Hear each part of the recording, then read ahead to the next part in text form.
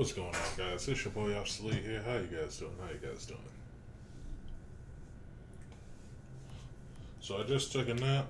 I woke up and I wanted to get this YouTube video out there so that I can get this information out to you guys, because I know I've been like back and forth with everything, but it is what it is.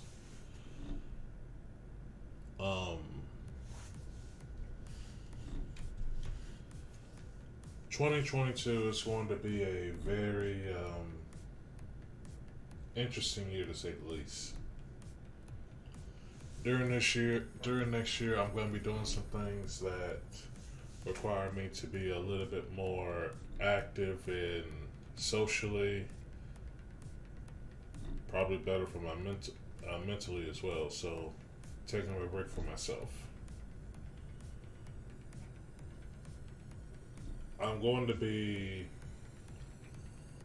active in my own Discord more, so that each and every last one of you guys who is watching my YouTube content can come talk to me.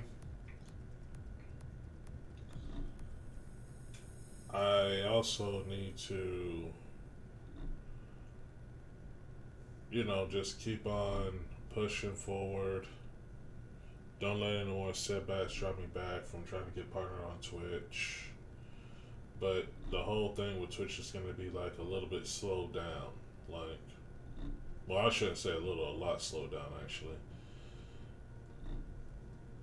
Because there are some things I want to do, there are some things I need to do, there are some things I need to actually get myself mentally focused to distract my mind.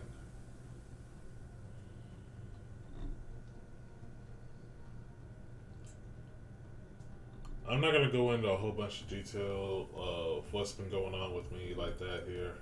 We came for the YouTube content for Arknights, so that's what we're going to do.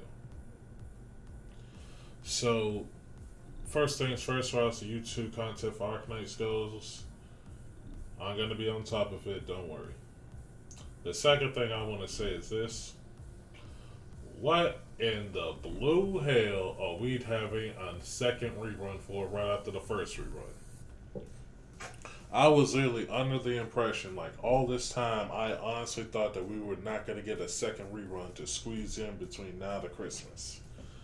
That took me off guard. Like, this is the Twilight of Wonderman event, right? And there's going to be a maintenance tomorrow. Don't worry about that. It's just the Twilight of Wonderman event is going to be now all the way to December 31st. So, till New Year's Eve, we got this event. And I was under the wholehearted impression that we were going to get a brand new event. Like, literally, a brand new, spanking new event to go for Christmas. But I guess we're literally getting the Twilight of Wonderman event. So, this caught me off guard. This caught my boy Mika off guard. This caught off my boy Jamie off guard. This caught up quite a number of people off guard because, well, we all thought that we were going to get a brand new event. Like I'm guessing they're trying to make this thing go towards, I'm not sure, trying to make the anniversary in January 1st. Second, third, maybe fourth. One of those couple of days, or probably the week after New Year's. Because this was like unexpected. Now, for anyone who has not cleared the Twilight Wonderman event, this event happened back around in the summer. I can't remember exactly when. I'll be honest and real with you. Like, this was like a while back, like a good bit back, where we had to get Suzerain was a write up, of course. Then there was I forgot who else was there. We get a rerun of course, of Nostima Aesthesia for the skins. Of course, there's the furniture set piece that's also going to be there. What else? Now, this is something that also caught me off guard, which, well, what it didn't caught me off guard, which was, it wasn't this. What was it that caught me off guard? Of course, here you go. Click Escape Nightmare Scissoring. That's literally what I got clicked from. What caught me off guard is that we were gonna get another. I think this is the not the. I think this was the. Well, okay, my bad. I'm mispronouncing my words. What caught me off guard was that the next event that we're supposed to get, which was I thought was literally going to happen in December or mid-December or late December all the way to early January, was the next event that we're supposed to get, which is going to be Break the Ice event. And if not Break the Ice, it's going to be Mansfield Break Rerun. It was one of those two. Like, those were the two that I honestly thought to God that one of those is going to be next. I'm not sure which of the two it is, but it's one of them. Now I'm pretty sure that you guys have already seen or talked to or heard or said some things or heard some things about one of these two events, but I think it's going to be Break the Ice event. So let's go ahead and go through the event, go through the Twilight 101 stages while I'm doing this. Now,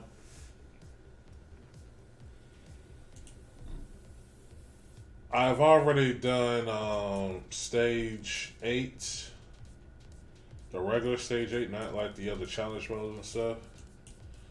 And then doing this. Like, this is all I've been doing with stage 8 to farm. Because I've already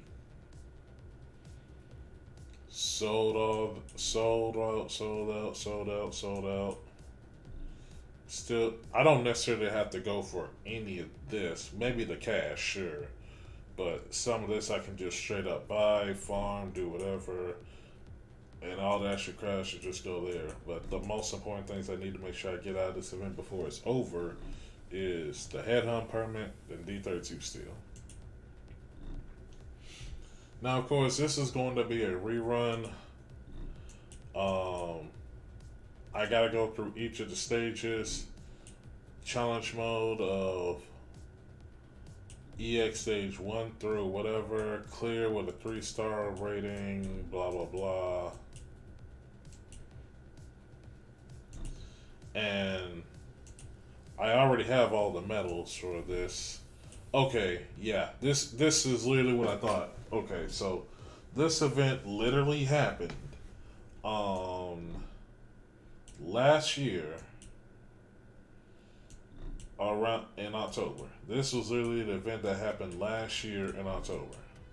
So if anybody is wishing, or no, sorry, not wishing, wondering, and I literally mean wondering, like, what the fuck is this event?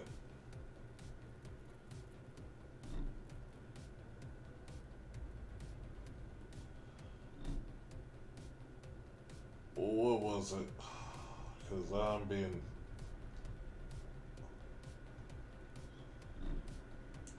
Or where was it? Because I'm losing the train of thought. Here we go. So this was last year, about a year and 2 months last year when this event happened. So here we go. A tragedy without drama. You have witnessed everything. The suspect is dead. Blah blah blah. So you're going through the whole thing. Complete all stages in the capital side by 3-star rating, not included stages, including the occupied zone, excluding tutorials. Complete TW8 with the 3-star one while controlling all gramophones all at the same time at the time of victory, which is pretty much, I'm going to show you guys what I do for stage 8, which is the stage I like to do. What's this one?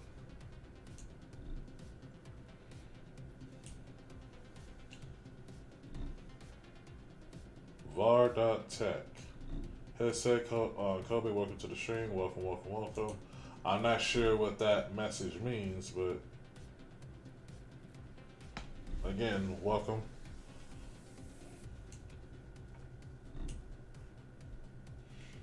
Let's see. Complete all the stages in the occupied area of capital spell on tribulation mode.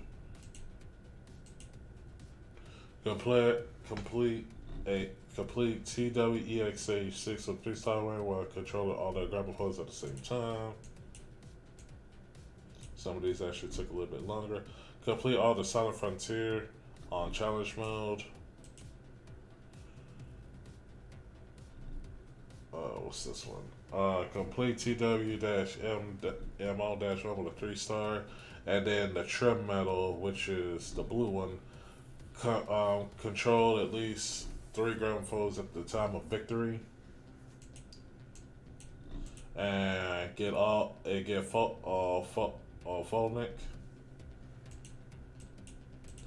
Tunnel Restoration. Spend 2,400 Riskay Aurosis, which is the currency, which is no problem. Decipher Unimposing Anti-Diary and collect reward, so you pretty much just playing the game. And the last one is complete all the content in the Burnout Friends and collect the rewards.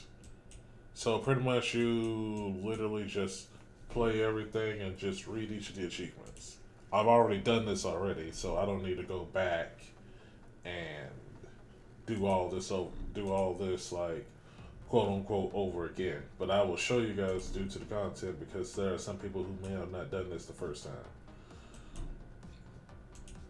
So I believe it starts out with this TW-1, then this, then go down, and then we go all the way, and then TW-S with the tribulations. So let's just go through them, right? So now some of these stages just gonna be it's gonna be like whatever, right? Like some of these are audible, some of these are not audible.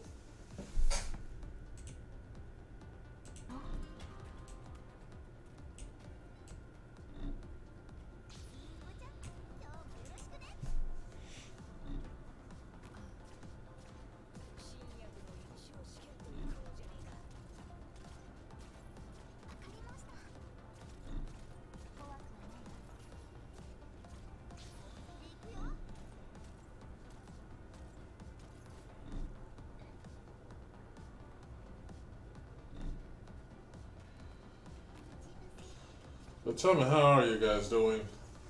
Like, don't be afraid to ask. Ask me the questions, comments, or concerns. Tell me how you guys doing.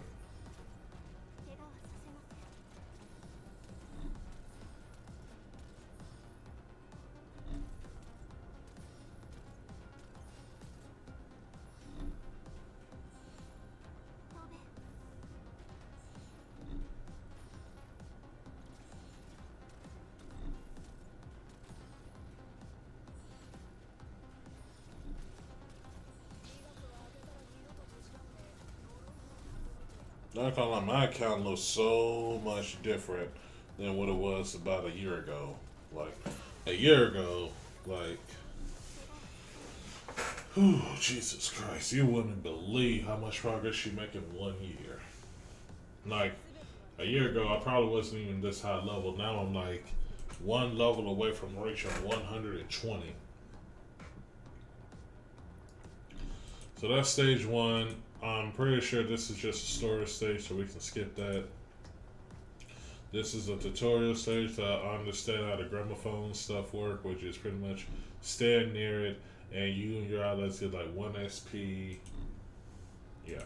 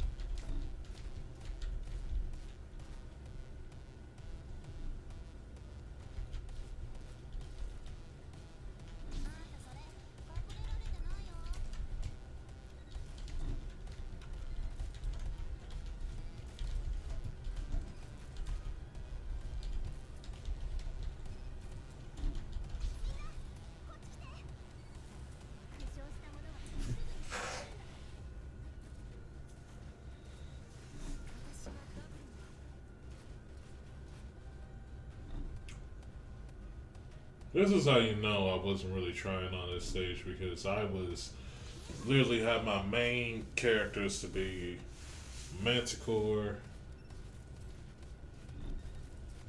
Who else? It was Manticore and Reed.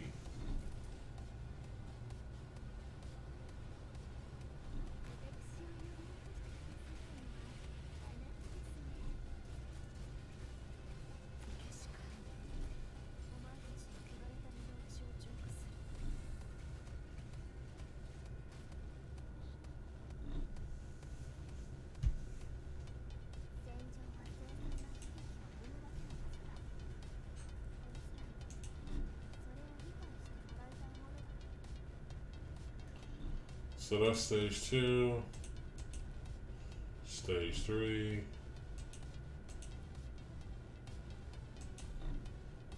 Like stage 1, 2, 3, maybe 4 is not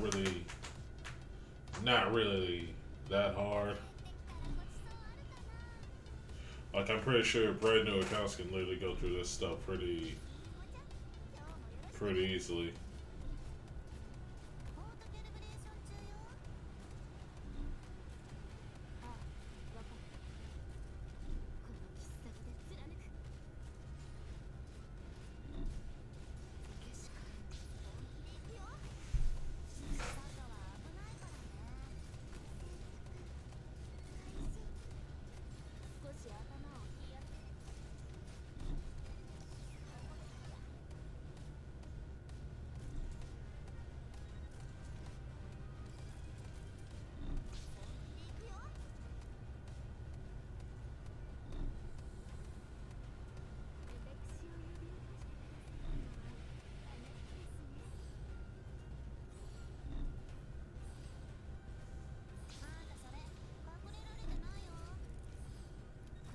And there's the gramophone where it's being activated, which is only one.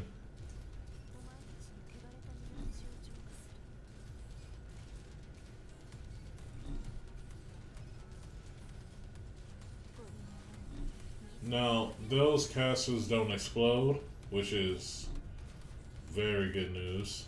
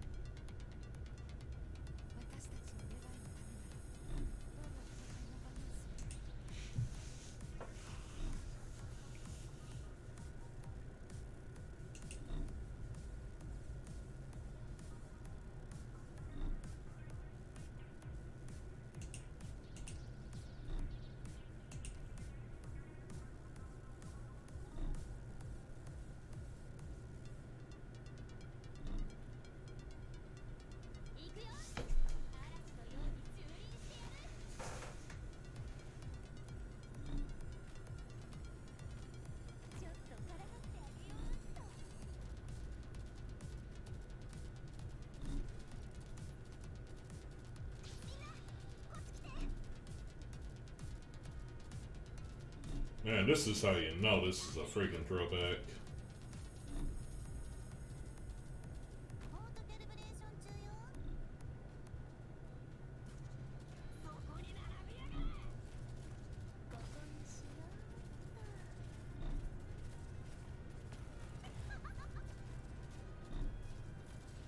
Yeah, so some of those guys over there some of those guys down there actually explode, which is why you want to keep the gramophone to be blue.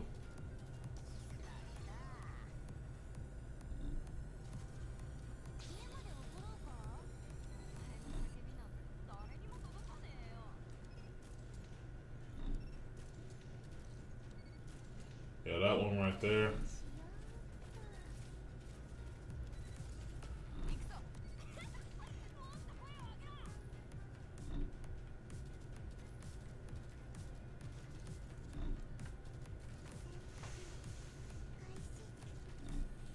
That's the last one.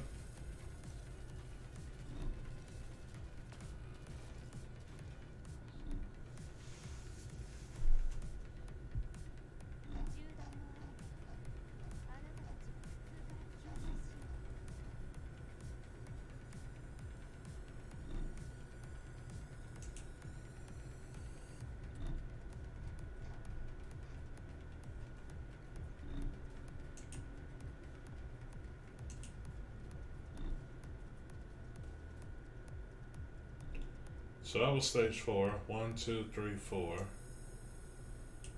So we have 5, 6, 7, 8. Now 5, 6, 7, 8, you get a little bit more serious.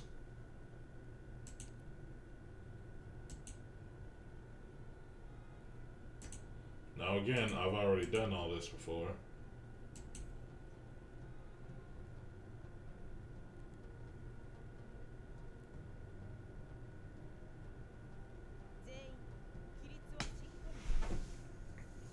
Kind of remind me of chapter 5-4 on this stage.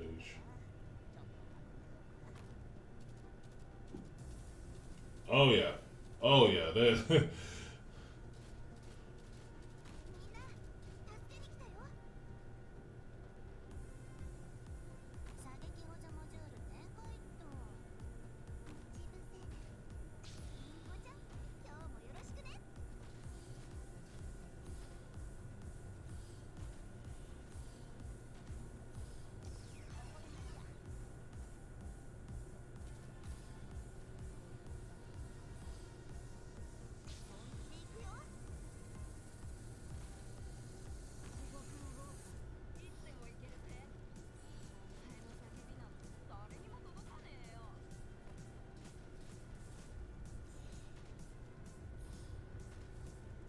the Mudrow Zealots.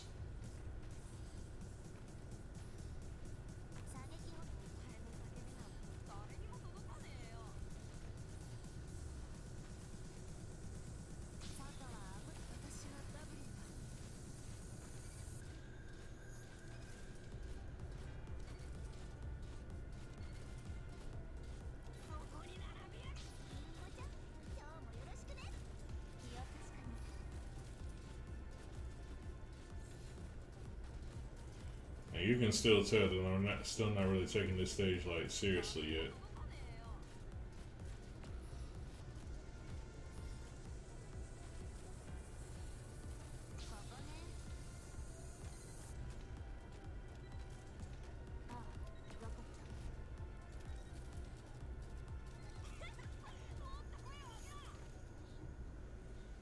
Yeah, I was not taking this stage like seriously.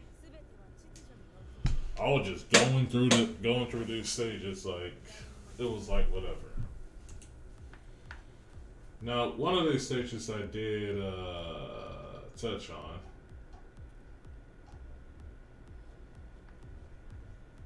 And the one that I'm touching on is the one I touched on was 8.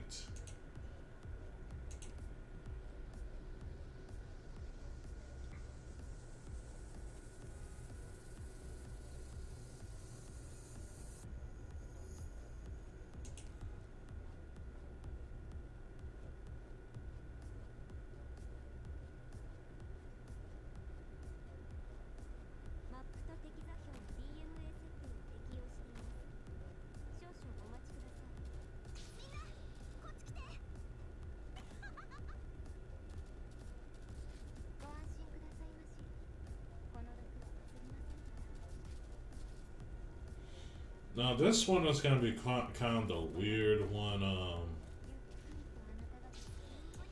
weird stage because I believe this is the one where you have to control like 3 of these gramophones at the same time.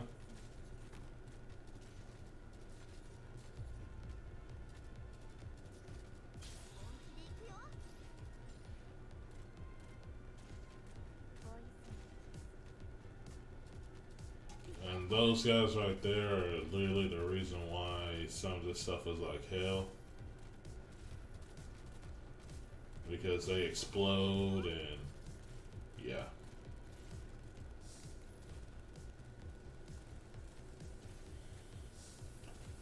honestly, to be honest with you, this stage is something I'm probably gonna have to rework and do over for a tutorial for showing up how to do all this stuff.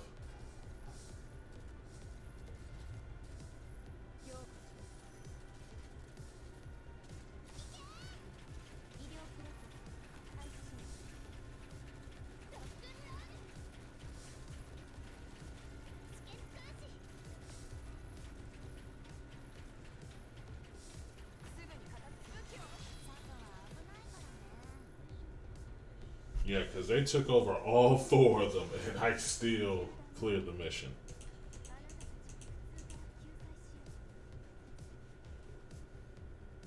Like, this one took me a little bit to figure out, but I needed to take over, like, I believe this one was the mission I had to take over three of them, but I would just clear the stage just to clear the stage. And have an audible, sorry.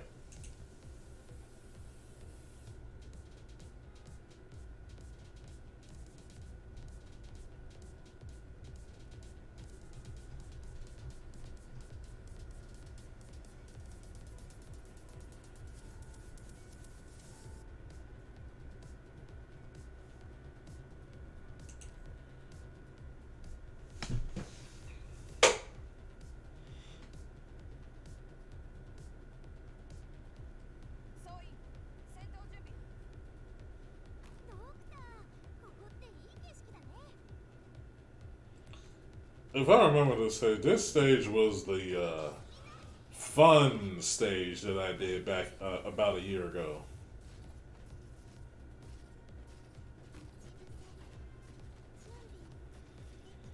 And keep in mind, when I say the fun stage, I literally mean the fun stage.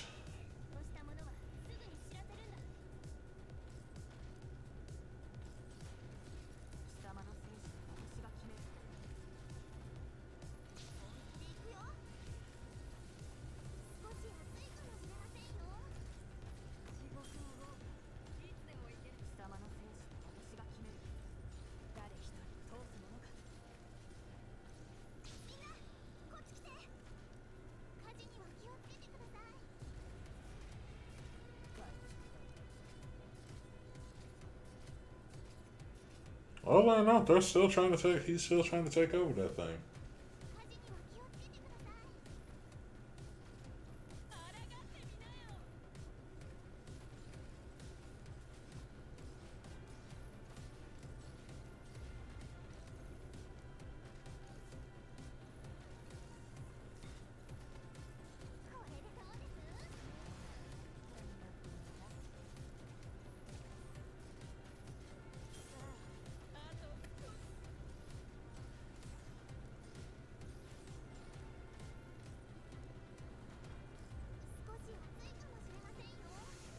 Maybe I am Nano. Nano.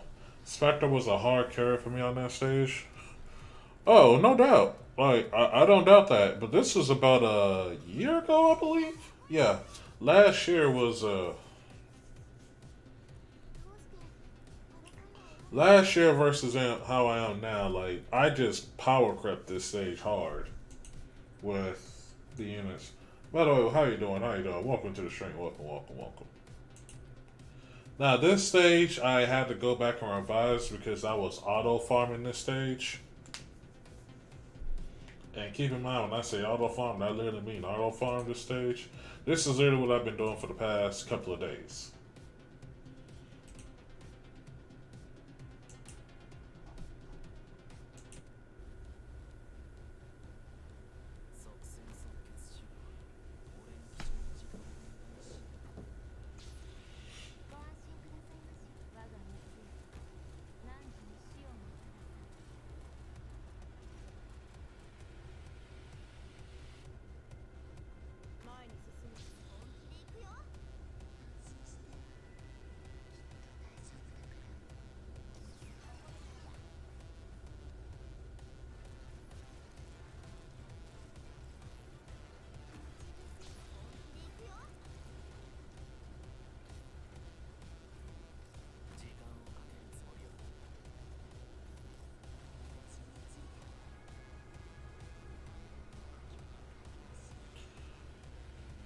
I've just been. I ain't gonna lie to you, man. I've been like. I've been okay. Not the best, but not, but trying to feel better.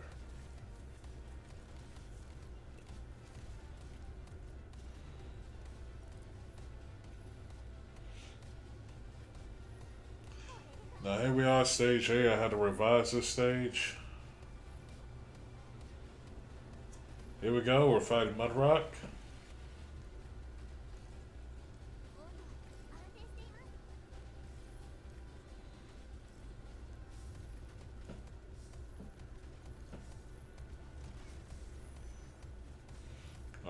Mudrock took over the first one.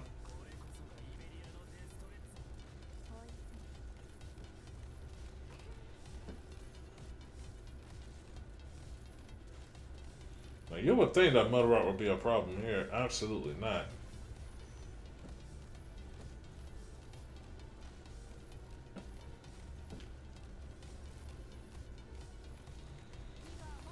And watch this. 3, 2, 1.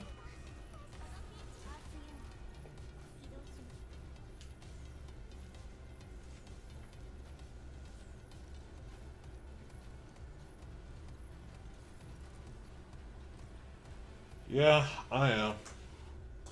It's one day at a time.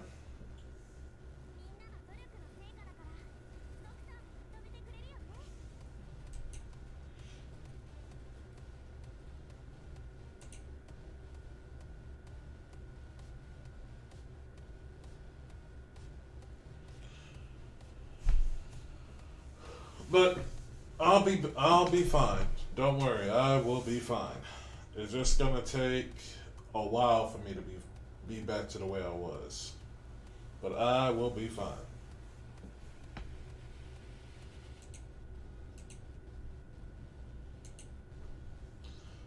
So those were all 8 stages.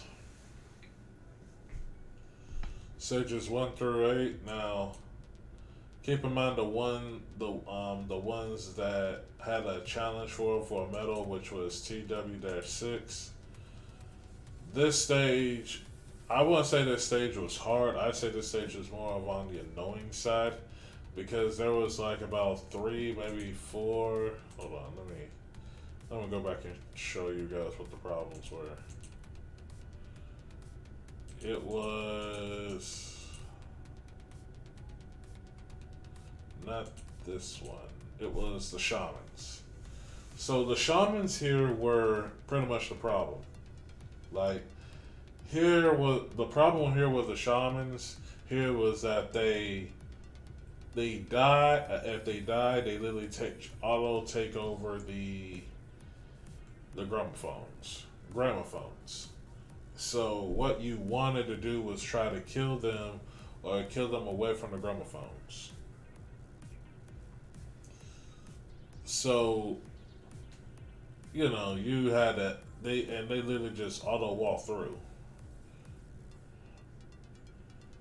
So my big idea was to try to kill them before they became a problem, while trying to block them out. That was my big idea. So what I propose to do on this stage, and I believe the challenge mode for this was to take over 3 or take over all but 3 or 4 gramophones.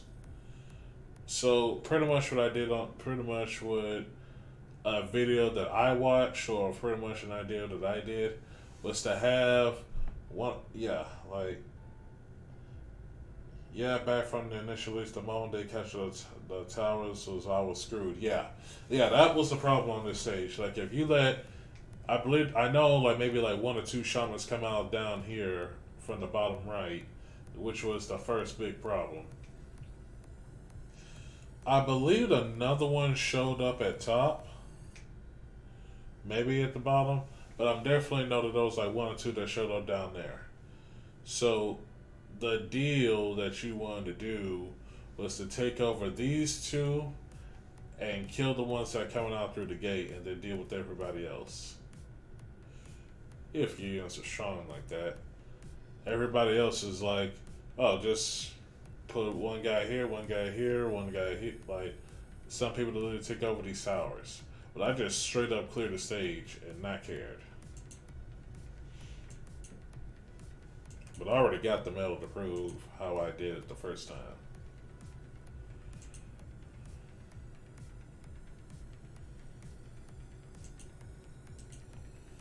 What were the others?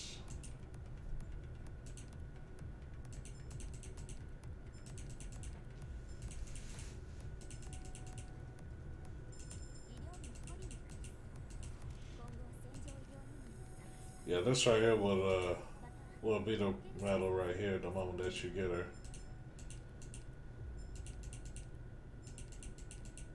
6-star rating.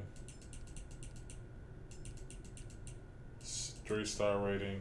There we go. Next is pretty much the EX stages for the requirements.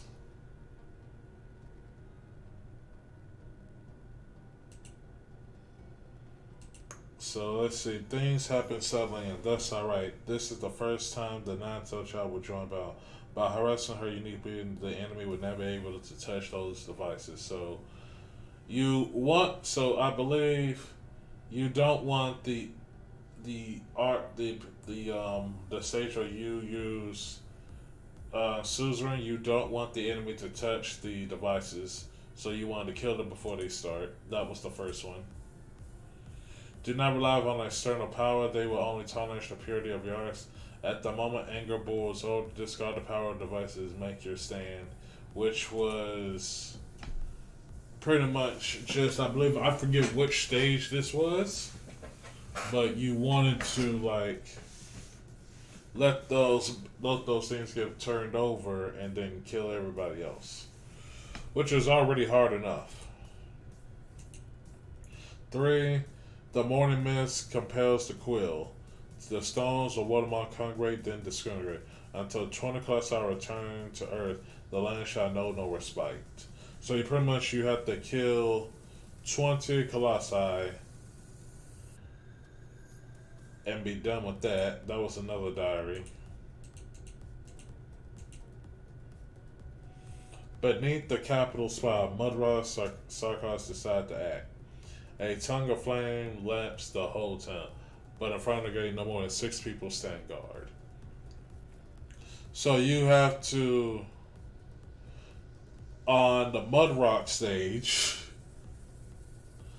I forgot, not the Mud Rock stage, but one of the Mud Rock stages where you have to do one of Mud Rock's Sarkos stages, and you have to use no more than 6 people. I forgot which stage this one was. And this is the last one that I think this was I think this one might have been one of the other easier ones. At the end of it all, consciousness begins to escape from my mind. I saw the town I once hated riddled with holes, but this brought me no joy. The ones left behind continue their search into the wilderness and find a new conflict. There I see 3 wandering giants. I see a mountain. I'll be honest, I don't remember this at all. Like, this one I believe I had to go look up, because some of these are self-explanatory, right? Like, this one, no more than 6 people on one of the stages. That's self-explanatory. Destroy 20 colossi. Done. Let one of the stages boil over the devices. Discard the power of the devices and just make your stand. So you just have to let those things get take over and do this. And this is the first time you have Suzerain. Literally you have to have the devices take over, and don't let the enemy touch the devices.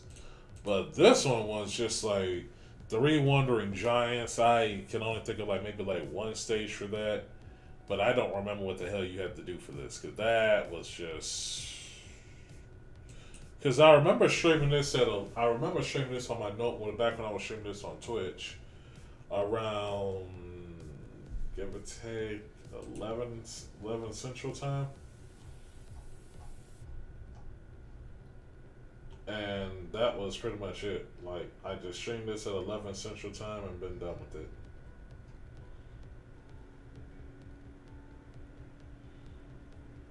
But that's all I remember from those stages. Like,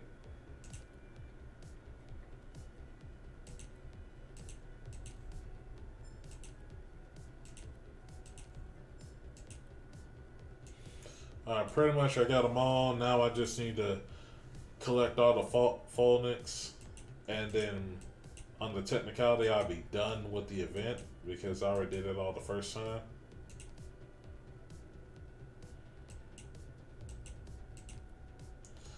Now the certificate shop, I'll just go ahead and buy all the Arundum which came back. So that's 2,000 Arundum I just bought with the 2,600 of the intelligence certification shop. Incandescent alloy, yeah, I'll buy that. Polymerized gel, I'll buy that. Which is, yeah, and then everything else is pretty much don't need to buy it because I can farm it. So these three things I can farm. These two I just got to get it out of the way. But the Arundum, oh boy, I'm gonna need it. As far as Arundum goes, 35,000.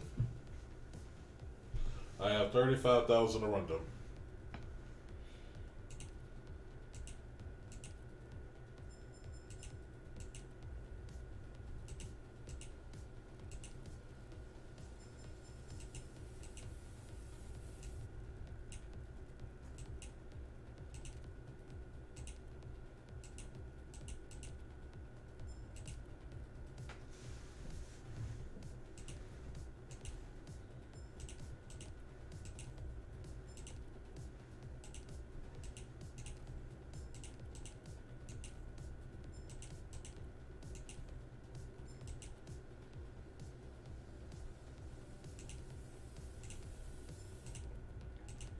Buying this because why not? And I can just leave the rest of those blank.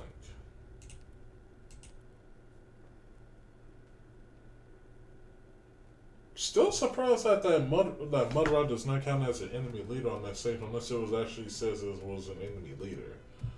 That made no sense on why that happened. But hey, whatever. I guess I have to physically go to a enemy stage and do the rest of that. But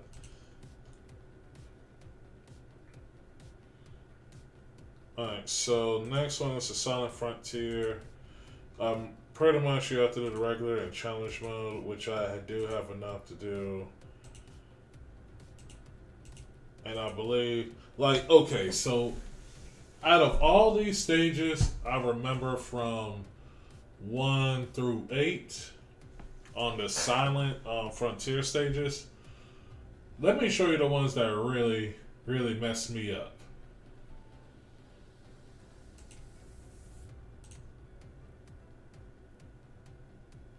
This one was annoying. Stage 5 was one of the more annoying ones. Stage 4, I remember that you had to block off enemies and not do certain things. Like, let me see a challenge off of it. All allied units had significantly decreased attack, which was annoying for this. Lithium Soulmists have an increased attack range and take control of gramophones faster, which was annoying because you needed to. I believe up here was when the Colossi came through, and they just walked through while everybody else was coming through, and then they made some sort of turn in, and they came through.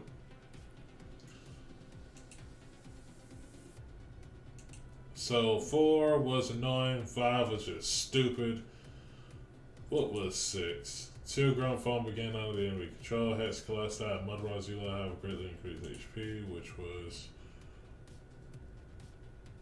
Okay, I remember. So I remember a giant colossi coming through, and I had to use um,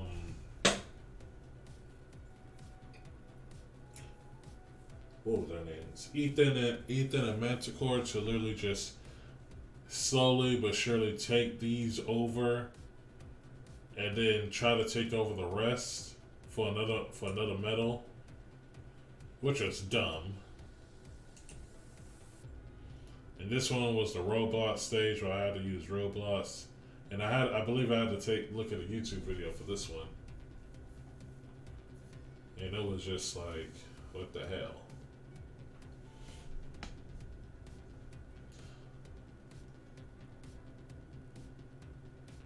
And then the last one, which was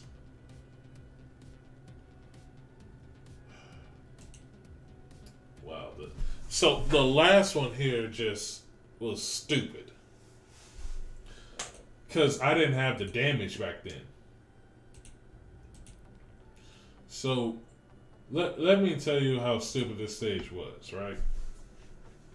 Because I remember this stage perfectly. This stage was I pretty much had to go out. I think Mud Rock came around. I think it was up here at the top, or maybe at the bottom. I don't remember which of these two it was, but I had to set up. I had to set up I believe I had to set up some sort of team where it involves skill 3 on Saria, skill 3 on Ifrit. I know I had to use like a few other people on top of all this just to kill one person, and it was just dumb. Like I had to make sure Ifrit was standing down here to kill Mudrock that was right here. Have Saria, have I think it was what was this motherfucker's name? Warfriend, and like a bunch of other units just to kill off this one person up here, and finally kill all that up, and that was just dumb.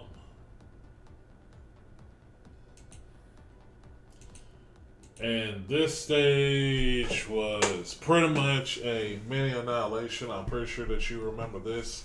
I think this was like 200 so enemies or something like that.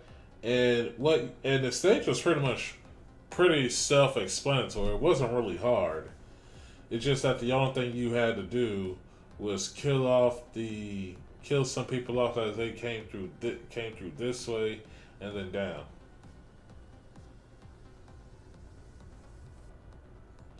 Yeah, like that's literally what I did. Like, which was spawn camp Mudrock. That's exactly what I did. I literally spawn camp Mudrock so that I can finish the stage.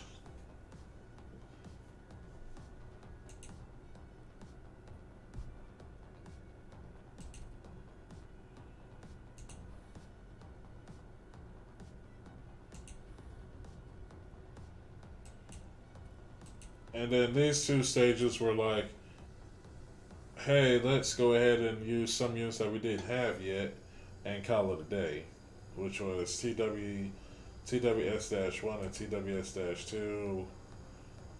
And then you can only deploy certain operators. Like, yeah, like this right here, like, we got to use W for the first time. That was one of them. And the other one was, I got to use on Steam. No, we got to use Phantom for the first time. And the only reason I remember this is there was like a couple of streamers that I was talking to, and I know a couple of them don't play the game anymore, but they were looking forward to Phantom. I was looking, and a lot of people in the community were really looking forward to W. So that was that.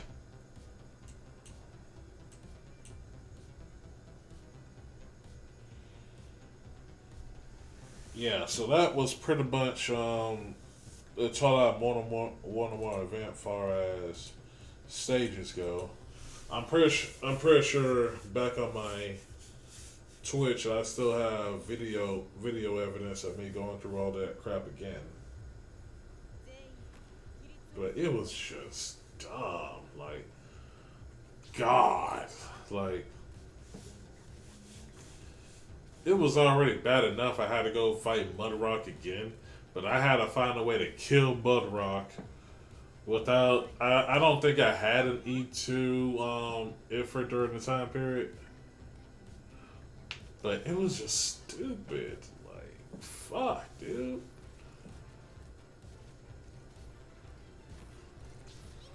But it was fun. Like, don't get me wrong, it was fun.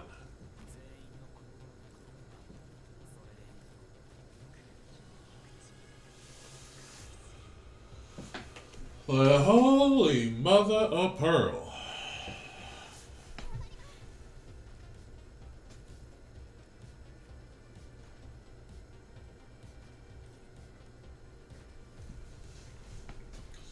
Right.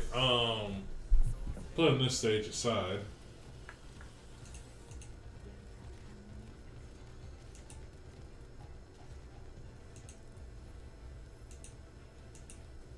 Let's go over the second thing I wanted to do today.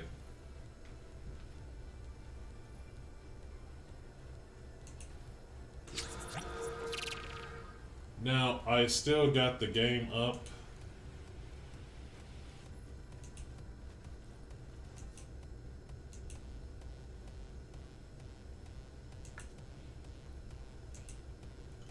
Now, let's go through this. So,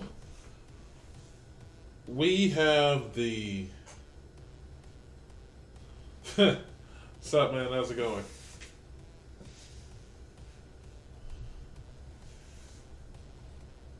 Alright, I'm down.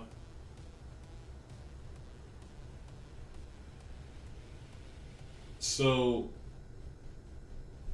here's what's happening. Like, this event was supposed to, in my mind, I thought this event was supposed to be out in December, right? This was my understanding on what I thought was supposed to be out. And, hold on.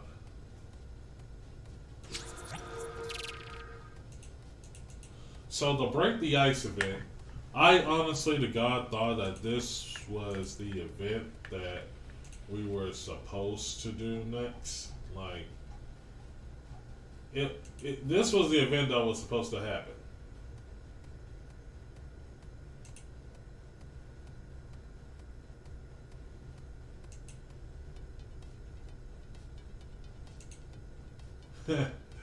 Alright, that's all. That was actually pretty cool, not gonna lie.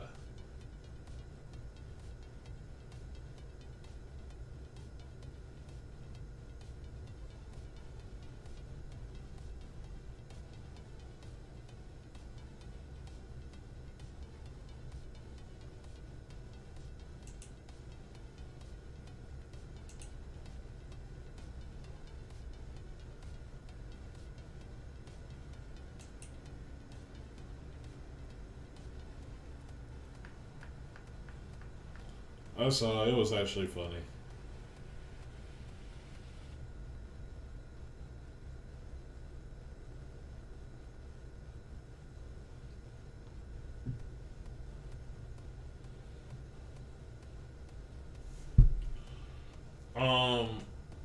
Let me see, what was I? My bad. I meant to do this.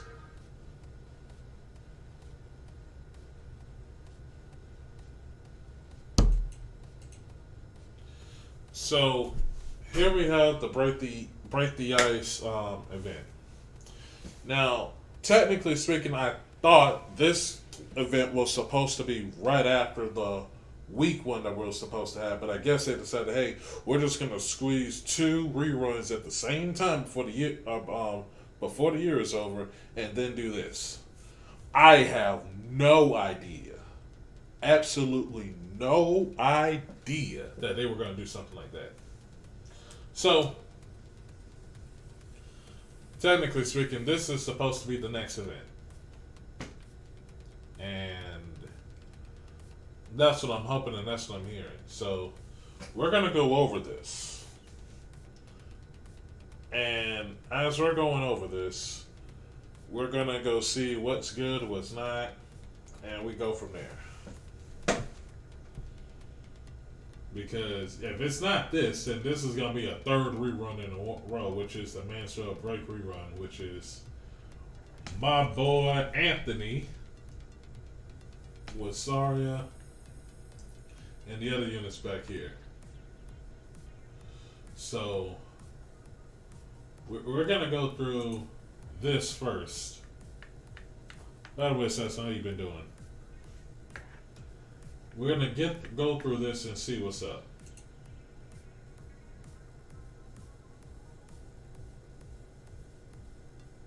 Alright, so break the ice event and the New Year event. Like I'm be honest with you, I'm not sure how this is gonna go. Like I really don't know. So this is about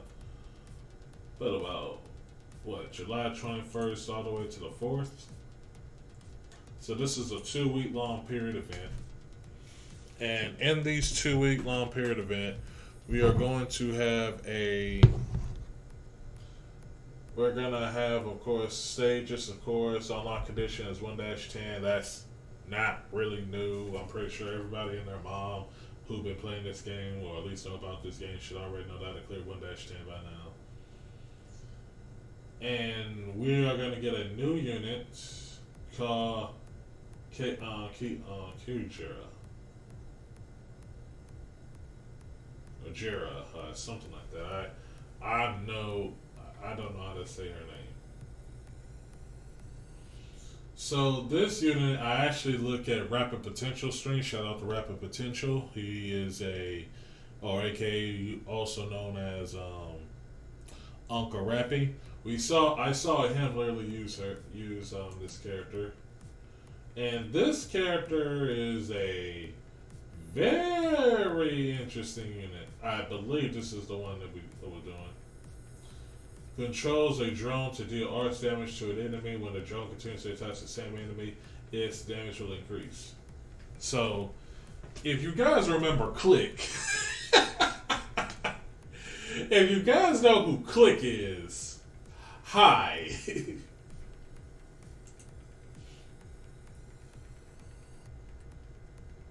Good range, caster, 5-star, DPS crowd control.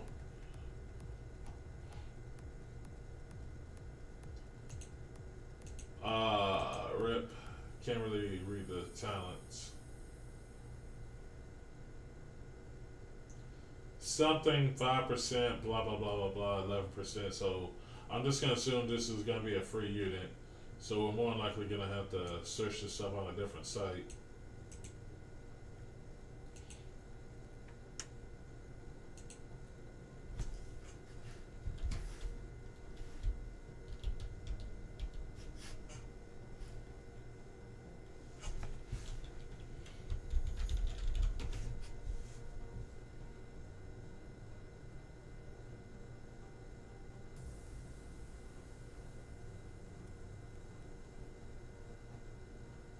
Hold on, let me switch real quick because there's a tab that I wish to go to.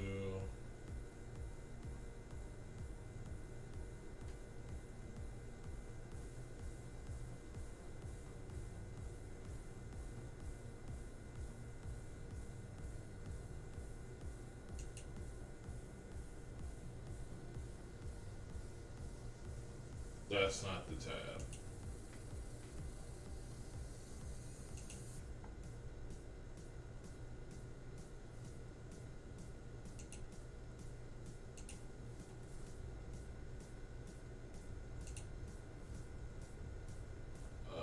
Where is she?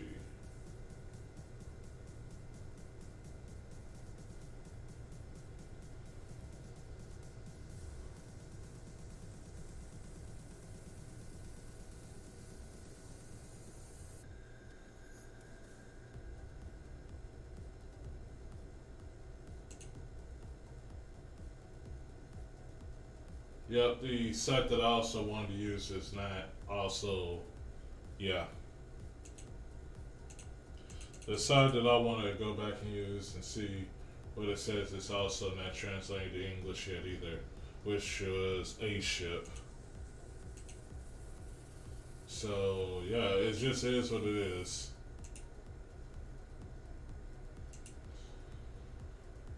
All right, so let's just go ahead and just read the rest of this, right? All right, so skill one is of course tack up gamma, which we can just automatically skip this. Skill two. Now, I think I might know what this one says. So, if I remember correctly, this unit literally freezes units in one spot. I believe this was the unit that I saw that was doing this. So, when I saw this, I was like, oh shit, that was nice. That looks nice.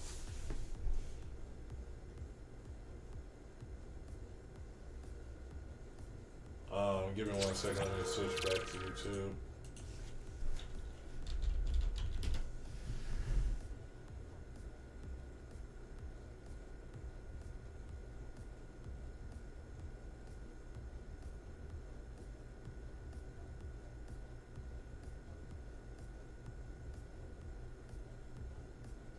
Where is it?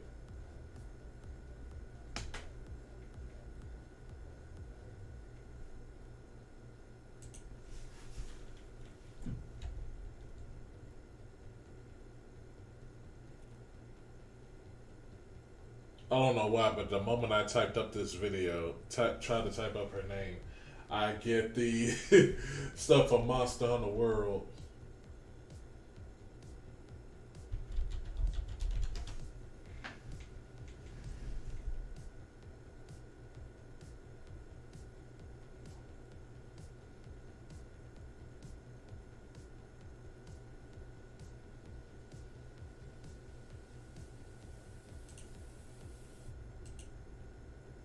Okay, here we go. Alright, this is a video that I saw that I'm looking at right now. みんなをそう簡単には好みに近づけないわよ。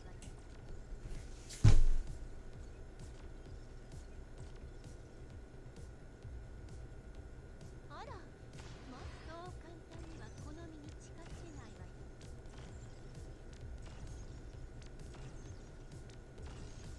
Yeah, that's literally what I saw.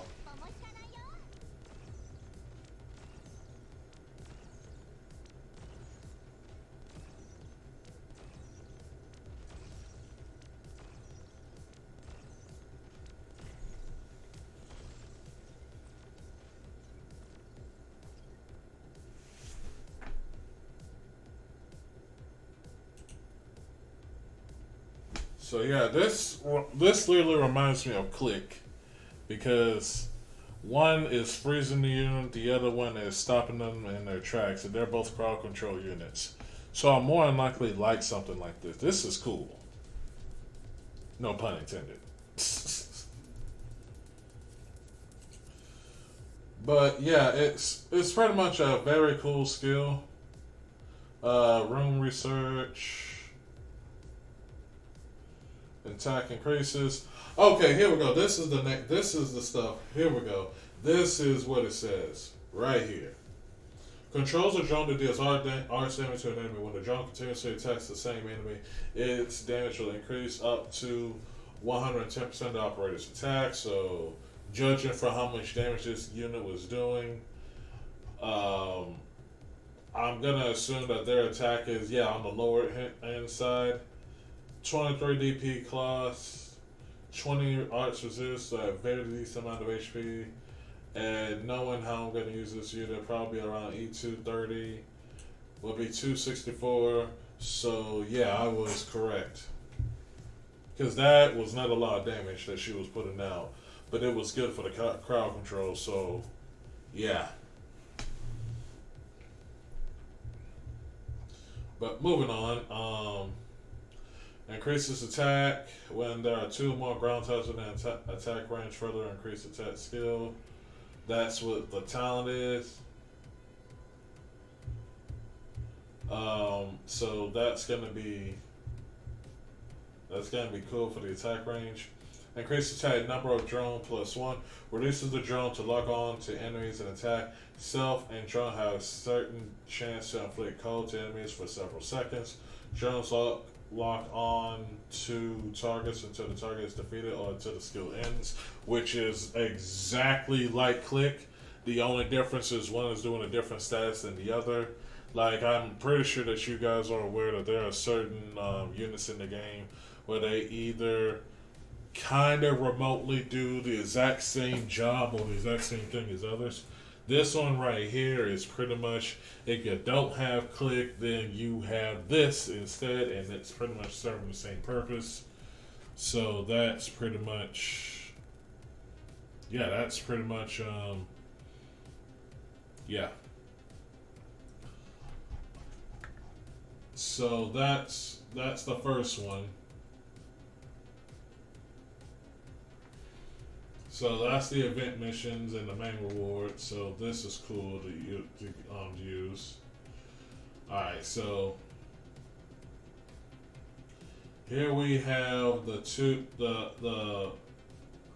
event, which is Gnosis, Aurora, and Paramedics.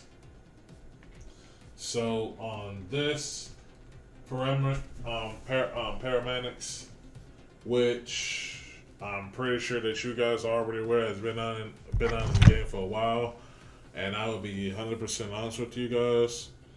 I have not used my Paramedics like that. She was like one of the very first E2 units I used for support. For in the supporter role, and I have not used her like that. Actually, I haven't used her like that for like a long time, actually. Well, let's go ahead and go over each of the units.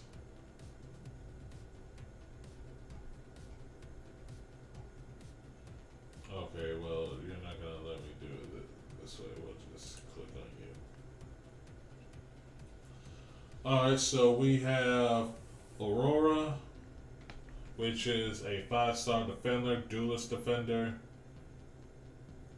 Smacks ain't not gonna lie. Big polar bear. Now keep in mind, this is a duelist defender. So we do have a few duelist defenders in the game. And I'm pretty sure you guys already know this, but a duelist defender is pretty much a one-on-one. DPS defense, duelist defender, blah blah blah. Can't really read the talent, so we have to scroll downward. Can't really read this stuff either. Alright, here we go. When this operates is onto the training room, blah blah blah, 30%. And chance for skill 1, I can read that. Here we go, the talents and skills. Alright, trait only restores SP when blocking enemies.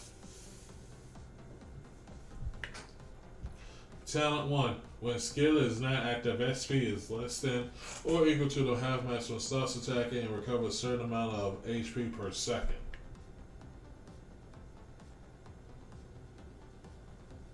Self-sufficient. Okay. Aurora is a 5-star duelist defender that can inflict cold and frozen debuff on enemies and has an increased damage against frozen enemies.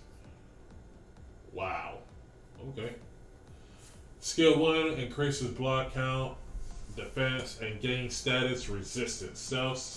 Self is stunned for 5 seconds after the skill ends. Yeah, I'm pretty sure we know how that looks. Hi, Spectre. Instead of you. Hi, Spectre, you're stunned for 10 seconds. Hey, this unit is stunned for 5 as a duelist guard. Duelist defender. Sorry.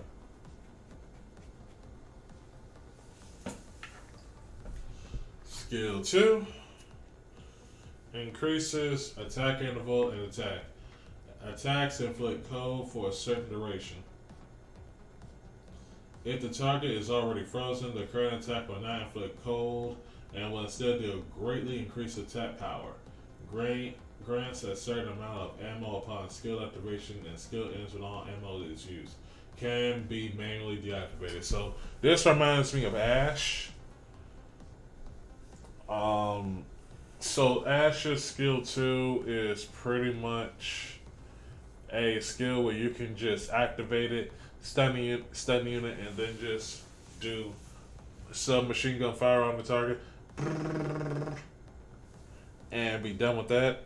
So that's pretty much what that skill is.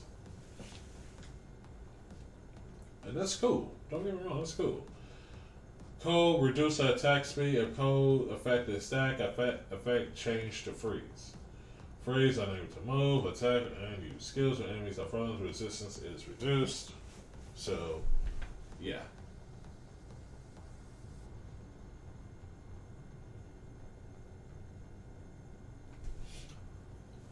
So that is pretty much the first 5-star unit, which was not bad actually.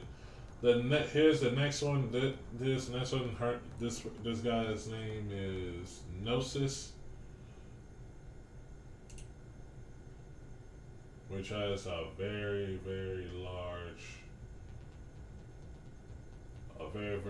supporter range. That is actually a pretty big range actually. Arts damage, hex supporter, cold. Can't really read these skills. Alright, here we go. Trait deals arts damage. Talent 1. Gnosis attacks inflict cold for a short duration. Cold enemies within Gnosis attack range are inflicted with fragile effect. The effect increases when enemies are frozen. Skill 1. The next attack hits twice and deals a certain amount of arts damage. That's skill 1. Skill 2. Deals a certain amount of arts damage and inflict cold up for several seconds to all enemies in attack range. Charge inflicts an additional layer of ice. I think this was the skill. I think this is the bread and butter skill. Skill 3, greatly increases attack speed and attacks 2 enemies simultaneously. Prioritize unfrozen enemies. When a skill is activated, all frozen enemies within attack range remain frozen until the skill end of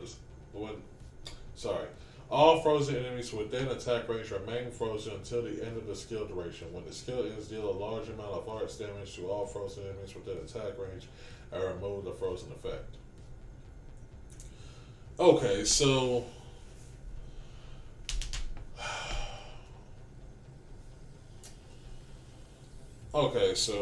let's talk about this. We have a unit here that has the ability to freeze enemies just like that. Can attack simultaneous enemies with 2 attacks at once, which is the exact same as other supporters like Suzerain / Paramedics. Except in this case, it's going to be a skill wise.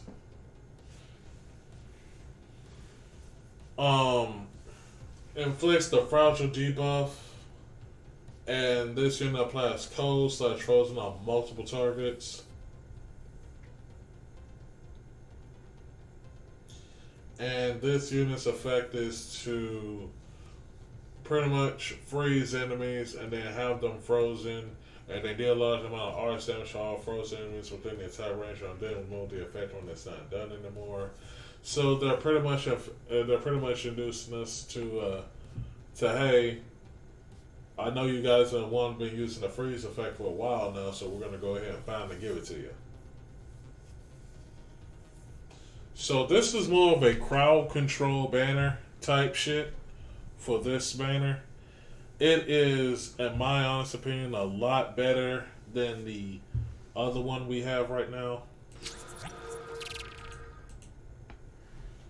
Or the one that just got done being there, which was... Let me go back and check what banner was that. Yeah, this The Gnosis banner, in my opinion, is way better than the Carnelian banner in terms of pulls because you get more from Gnosis than Carnelian. That's self-explanatory. I'm pretty much taking my pulls here. So from the now for this banner, I'll be honest with you guys. This is Kyobe, Surtur, Providence, Zima, and Mr. Nothing. I'll be honest. These two 6 stars, in my opinion, are honestly worth it. And I remember pulling for Kyobe, got her. I remember pulling for Surtur, got her. And then the Mr. Nothing, the Mr. Nothing got him at pot 6. And I'm like, what the fuck? Province, I don't even use Province. And Zima, I don't even use Zima. I know a certain Twitch streamer that uses Zima like Jesus Christ. He uses Zima like all the 3 Contaminants Vanguard teams, and he does a pretty damn good job at it.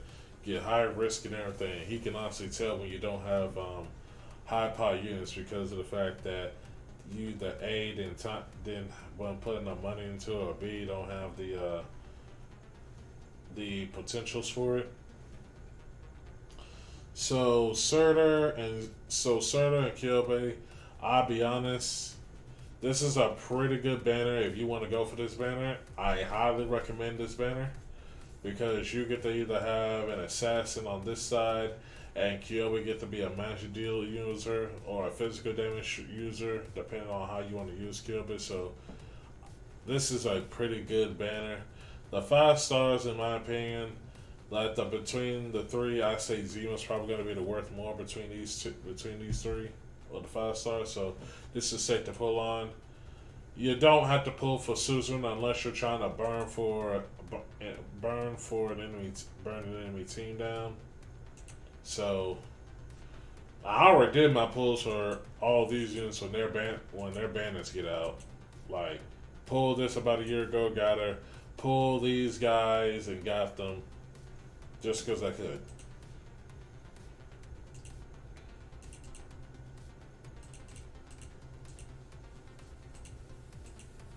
We have 36,000 now, so this is gonna literally just gonna keep on going. I'm more than likely might get 40K or run them before the limited banner comes back. So, which is why I'm saving up my pulls now. Well, been saving up my pulls for a while now. And plus, I also have, without anybody actually wondering how big of a whale I am, like, this is literally what I got. And I've already bought all this before, but gonna have to renew this in about 10 more days. So in 10 days, which will be the 2nd of January, that's what I'm gonna be doing.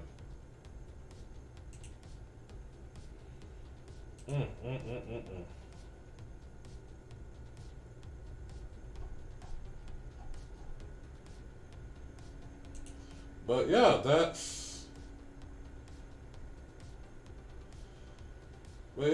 going to be a hoot and a half.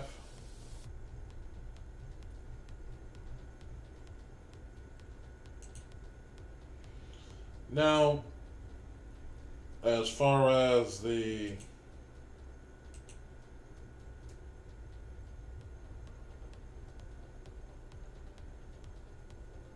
let me see, as far as the store goes. Alright, the outfit store. The outfit store, I bought the Surtur skin, I bought the Thorn skin, so you guys got one more day to do it. I bought these 2. I bought the Mostima skin a long time ago, and I never got it, and that's one of my more units I wish I got. One of these days, when the thing comes back, I might end up getting the Aesthesia skin, which is this one.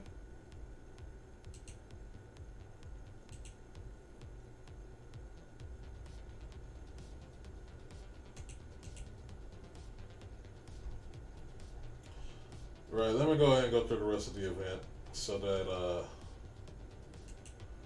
I can tell you what's up with the rest of this.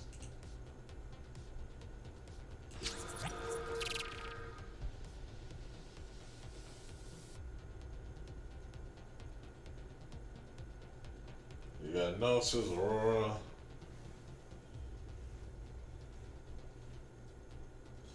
These are the new holiday skins. We have the Carnelian skin, the Leonhardt skin, and the Kafka skin.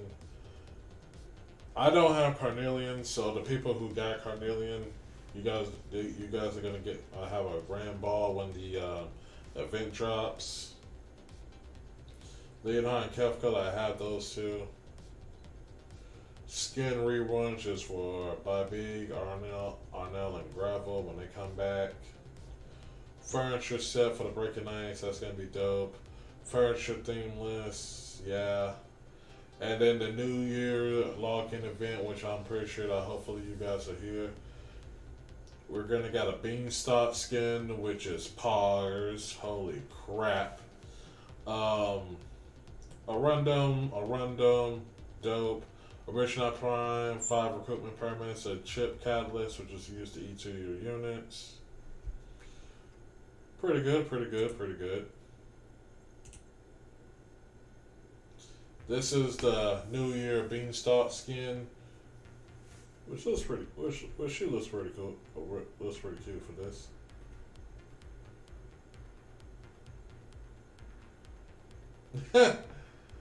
Aww.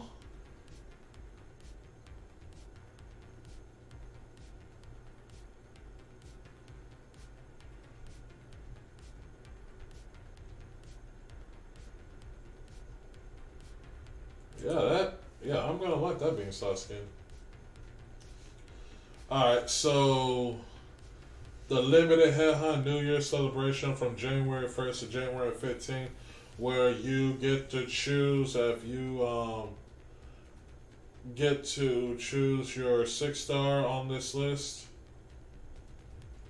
Going from Chen, Blaze, Exu, Siege, Ifrit, Hoshiguma, Shining, Silver Edge, Nightingale, AF Yala, Helliger, Sorry, Mustima, Bagpipe, Garland, Phantom, Scotty, Angelina, Thorn, Suzerain, Rosa, or Poker, whichever the two you prefer, Schwartz, Kyobe, Serta, Unectes, Blemishan, Mudrock, and Mountain. So, between these 6-star characters, and I will be honest with you, between these 6-star characters, if you had to ask me which characters between these guys that are the most commonly used or the most wanted used or the most used between these characters, I'll give you guys a rating between an A through an F. And we'll start from top to bottom. Chen, I will be honest, the Chen's fall off from her damage and when she was first used has greatly diminished since the time she came out. And she's only there to do her one skill, which is skill 2, maybe skill 3, depending on the stage. Maybe skill 1 like once every blue moon. Whoops. Sorry. So I had to give her the rank of C minus. She can be used to do guard. She can use to do guard stuff, and she can also give SP to anyone who has a certain auto deploy attacker. So characters like Ifrit, Exu on her skill 1. I believe Yellow on her skill 2. Thorns also on his skill 3. I believe there's probably like a couple more on this list, but I would not recommend getting her. Blaze, I would give her an A because she is used relatively often. She is often compared to Spectre in the sense of keeping up on who's better, who's worse, and keeping down the lane, throwing down on the lane. Now, between the two, who has more self-sufficiency, I will honestly say Spectre, because Spectre can at least heal herself back up. Sure, she takes a 10-second knockdown, but it is still worth it. But Blaze is still no slouch, so I recommend getting her, if that's what you choose. Exu has been relevant since the beginning of the game. The very beginning of the game. And I see her being used at a lot of meta strats all around the world. So in terms of sniper support sniper DPS, she still is in the top, regardless. So I'm pretty safe to say that she's still future proof. Now, keep in mind she is still contending going against Ash, but she is still not a unit to look down on. Very helpful in everything that I've ever done and everything you will probably ever do in your Arc Knight's career. So that's a highly respectable unit. Siege, I will honestly, with how the game is stating right now, where she is a very solid 6-star. So let's go ahead and go to our 6 stars. We'll go from Vanguards. Click here. So these are currently all the Vanguards that I do own. And between all these Vanguards that I have, I use Myrtle as probably being like the number 1 Vanguard I use on my teams. Number 2, 3, 4, 5 is going to be Bagpipe, Siege, Saga, then Vigna. I only bring out Elysium if I absolutely need to, and Beanstalk is there to just be like, hey, cool, Beanstalk's here. I get to use her as a sniper slash Vanguard unit, which is a very unique character. I will give Siege an A due to the fact that she can hold her own with Myrtle, and that strat is still being used today. You can also do you can still do the same thing with Bagpipe, but Bagpipe has a burst that you can use on her skill. I believe it was her skill 3 to really put down enemies as they're coming through. So Myrtle and Siege, Myrtle and Bagpipe, these are still fantastic units to go for if you don't have either of these 2 units. So it is what it is with that, which is a very good unit to use and go grab if you wish. So we can put that on that. Next is Ifrit. Well, actually, is there any other Vanguards on that list? Okay, well, we're going to go ahead and go through Bagpipe as well. Bagpipe, since we're already on the Vanguard list, Bagpipe is also good here on this list. Another highly recommend unit. Very good in CC, because in CC you get to do a lot of shenanigans, really. And these shenanigans all in form of, can I burst down the enemy quick enough for me to get more XP to put other units out? So Siege, Bagpipe can be interchangeable depending on your strat. A lot of people use Bagpipe over Siege more because of the fact that DP on kill, maybe 1 block, but DP on kill and can burst, versus Siege, who can literally hold her own and do her sledgehammer, can also act as a guard to do a temporary stun. So it depends on what you want. You can go with either of these 2 units if you are actually looking for a Vanguard unit. So if I had to give a suggestion between the 2, I will more than likely go over Bagpipe over Siege.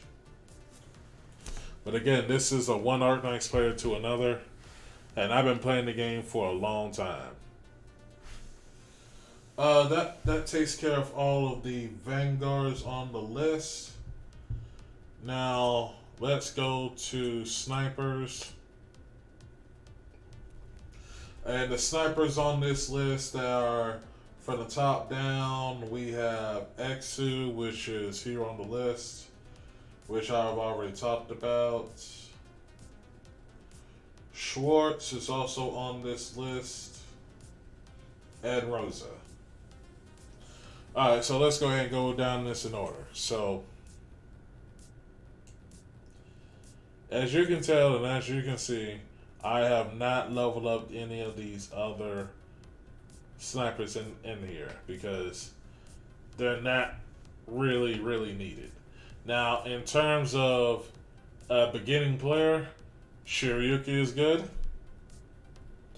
Jessica is also good. Catapult is decent when you start out. Platinum is also good. I already understand the backlash on Platinum and why people got beef with Platinum. but I'm strictly talking about using this character in a sense of clearing the stage, not as far as what's going on with the whole character and such like that. Because there are people who would legitimately not use character because of voice actors. I get it, okay? I get it. So those are my recommendations on snipers. So Platinum, Jessica, Shiryuki, Catapult, these guys are good. I'll use them. Well, that's about it.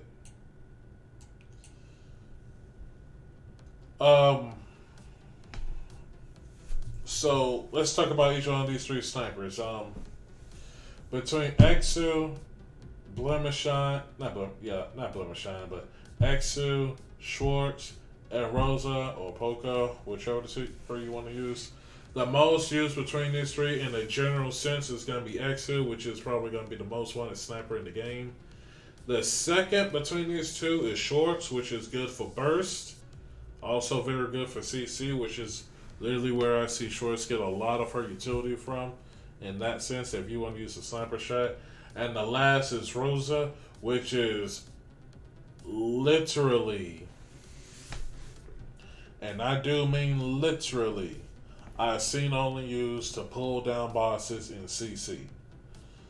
So in a general sense, if you have Exit, you're pretty much good. But if you're looking for something for CC, I would take Schwartz and or Rosa, because Rosa has the ability to pull enemy units, especially the heavy ones, in her range of fire, so that you can burn down enemies and stop them if they're coming through.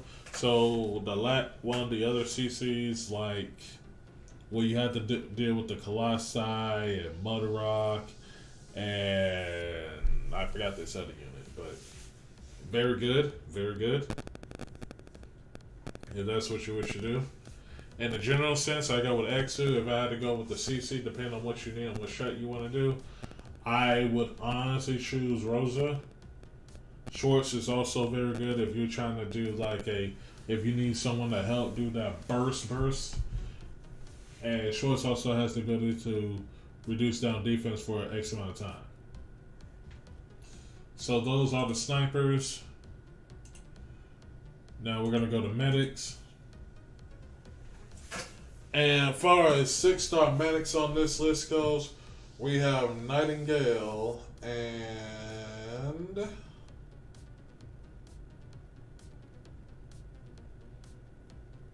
yeah, that's it. Nightingale and Shining. Sorry, I forgot about Shining. Nightingale and Shining. So I have both of these 2 6-stars. I've gotten Nightingale potential so many times, it's not even funny. I will be honest and I will be real with you guys. I use Telopsis more than Shining and Nightingale because of the SP that she can recover.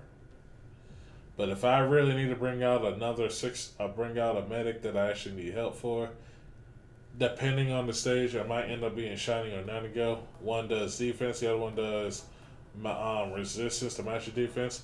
One of the few times I actually used Nightingale and actually needed her was one of the later stages in the game, which is the battle against Chen's sister. So that's one of the places I saw myself using this unit a lot more. Started using it a lot more because of that skill. Shining, I don't see myself using Shining like that. She's good, but I don't see myself using Shining like that. And being honest, the 2 medics that I use the most, as in under the medic category, which is going to be, or rather 3 or 4, is going to be Perfumer, Telopsis, Whispering, and Warfarin. Those are the ones I see myself using the most. At one point it was Silence, but I stopped using Silence. I also stopped using Gaviel. I'll only bring out Shining and Nightingale if I absolutely need to. You don't really need to invest in 6-star medics because the 5-star, 4-star, the 5-star and 4 stars are already doing enough good job as is, so you don't really need to invest in those characters too much. But that's just me. What else?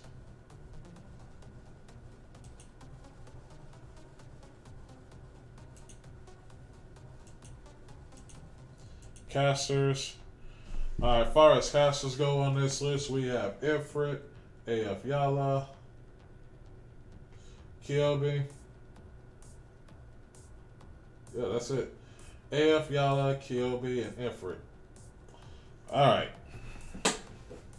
Now, I have all three. I have all three. If I had to tell you guys between these three, who would I personally prefer, and this is my honest, humble opinion, between these three characters, I would choose AF Yala over Ifrit and Kyobi. Now, I know what you guys are going to say. I know what you guys want to say about damage difference, and I know exactly how you guys want to say it.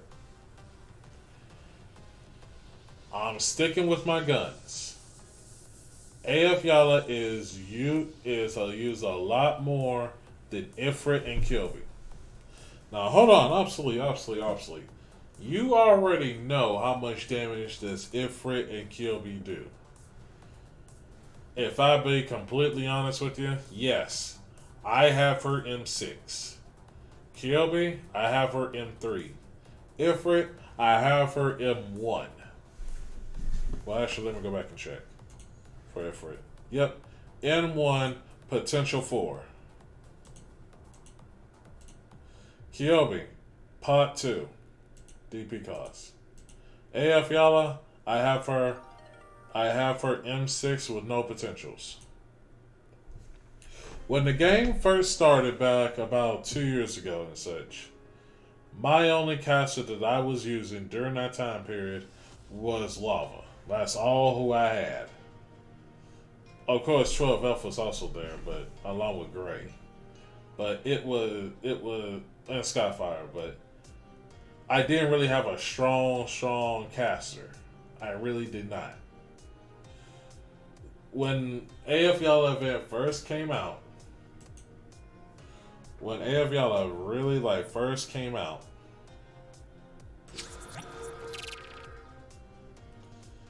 I literally found myself using AF Yala so much that I did not use any other caster. Then other casters start to slowly come out, Beeswax, Click, Kyobi, and such like that. And AF Yala is still probably one of the strongest casters in the game still, currently, thanks to what you can do with her. Her third skill, which is Volcano, literally drops a little freaking control alt delete on the field, and about 7 enemies or so literally just get destroyed and burned down to a crisp. So, which is fine. So, if I had to give a recommendation, get AF Yala over Ifrit and Kyobi. Now, the next two, which is Ifrit and Kyobi, we're going to talk about those two. Ifrit literally is a straight arrow. As in her range is literally in a straight arrow. Don't get me wrong, you can make Ifrit work. And I will not say that Ifrit cannot work. Ifrit can work, will work, if you make her work. It is pretty much you put her down when you literally see an Ifrit lane for enemies to come out in a straight path. Hell, I even seen people use her with only 1 or 2 tiles, which is, hey, it's still better than not using no caster at all, right? So, make her work. She's also good for burning bosses in CC or regular playtime, which is also good. And Kyobi is pretty much what you call burst the enemy down no matter what. So I use her skill 3 for her to literally just chuck, really hot knives. And then skill 3, which is turns her damage into physical damage, is just nuts. Like, I mean nuts. And I've seen people use this unit.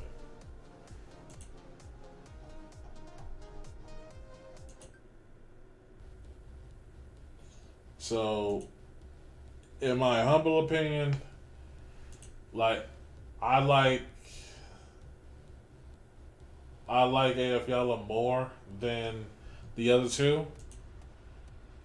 But if you had to ask me which of the three you would go for, it'll probably end up being AF Yala over Kyobi, and then over AF Yala. It'll be AF Yala first, then Kyobi, then Ifrit, or you can do AF Yala, Ifrit, then Kyobi. Like, as long as you can get those casters to do damage, you'll be fine. But that's my whole rant on those two casters. We're gonna go on to guards. Now the guards, the guards are as follows. That are 6-star. Chen, Blaze, Silver Ash, Helliger, Thorns, Surtur, Mountain. Those are the 7 guards in the game. And look who I have leveled. Surtur, Blaze, Thorns, Mountain, Silver Ash, Chen, Helliger. I have all these units at E2. Now, if you had to ask me who do I use more as far as guards go, you can put Surtur and Thorns together. They're just like that. Runners up, Mountain, Blaze. Silver Ash if I really need to destroy the stage. And then Helliger and Chen are literally dead last on the list. Now, if anybody's wondering, and I'm pretty sure that everybody already knows this, between these 6 stars, which of these 6 stars do you guys honestly see yourself using for an M3 or using not if or not or if all?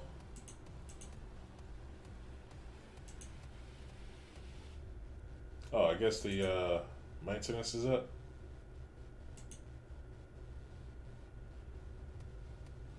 Yeah, maintenance. Give me 1 second.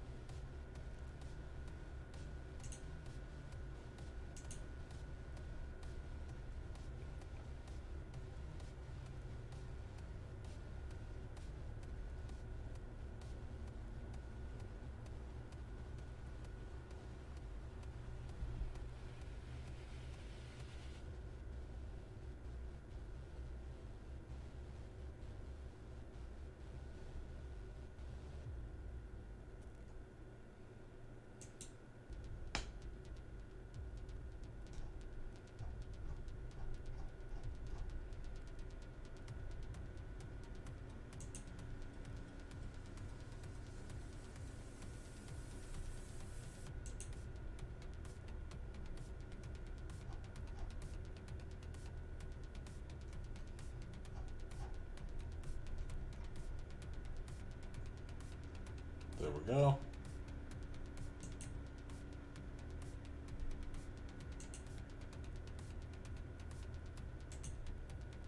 Maintenance over.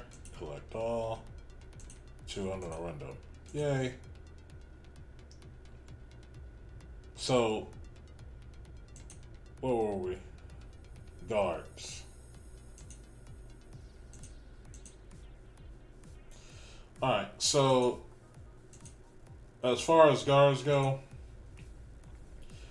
the number 1 guard in this game, and I had to be bluntly honest, and it's not like it's any fair contest, the number 1 guard in this game, to this day, that is retained their power in the current situation of Arknights is Silver Ash. Like that's a no-brainer. Silver Ash on the day on its release has literally made every content that you guys use literally simple and easy because of his skill 3 at M3. I'm pretty sure that you guys already know this, but I did not have Silver Ash for a long, long, long time. And I only need him when I need to use him. I only break him out when I absolutely need to use him. So he is still by far, in my opinion, the #1 guard in the game. Because of his true Silver Slash. They have not nerfed that. They have not done anything to him except for give him skins. He is still the #1 guard in the game. If I had to give you the number 2, it will more than likely be Surtur. Because Surtur's ability is able to drop down on the field, use her skill 3. That's what at least I use her for.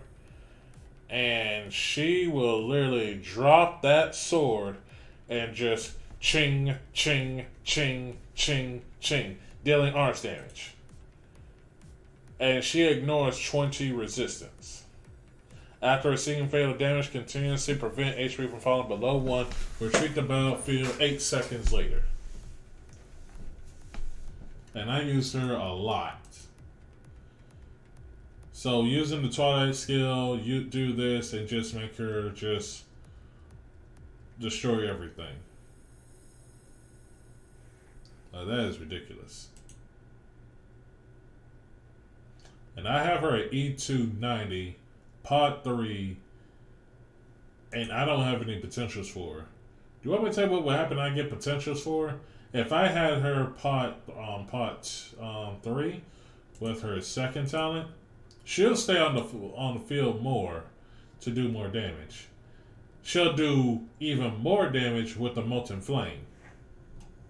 And that's just ridiculous. So that's my #1 and #2. My #3 on this list is Thorns.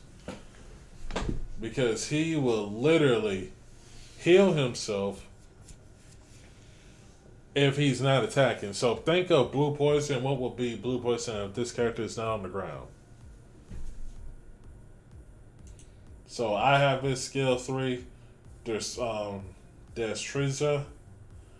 Just active like all the time. And I never use skill 2 and I never use skill 1. But that's 1, 2, 3 I just talked about. My 4 and 5 are Blaze and Mountain. Mountain can hold a lane by himself. And in one of the YouTube videos I did for one of the past events that we just got doing for the Carnelian event, I put him on an Argenium tile where you continuously lose HP but gain a bunch of damage. I put him on that skill 3, and he literally destroyed everything on his pile, shield, guards, and everything by himself. The only thing he needed was healing. And he was already doing that for skill on his skill alone. And I had Perfumer on one side and Angelina on the other side, and it was just global healing really just taking place. So it was just like, wow. And then Blaze is pretty much, she holds down the lane just like Spectre does, and just deals RX damage on top of that when I use her skill 2. You don't really see anybody use her skill 1 or her skill 3 like that unless they're trying to troll you or whatever. Now, I have not honestly seen anyone use Helliger in a long time. But he was like, he's still relatively good. I personally would not make him a choice if you don't have him, along with Chen. Like, it's Silver Ash, Surtur, Thorns are going to be your top 3. And if you are literally stuck between the which of the 3 to get between these guys, choose Silver Ash over those two, over Surtur and Thorns. But in the terms of in terms of which of these units you can get now versus later, you can get Silver Ash at any point in time in your gameplay. Anytime. Surtur and Thorns are only going to be back during the events or during the search shop, so you can theoretically get either of the two.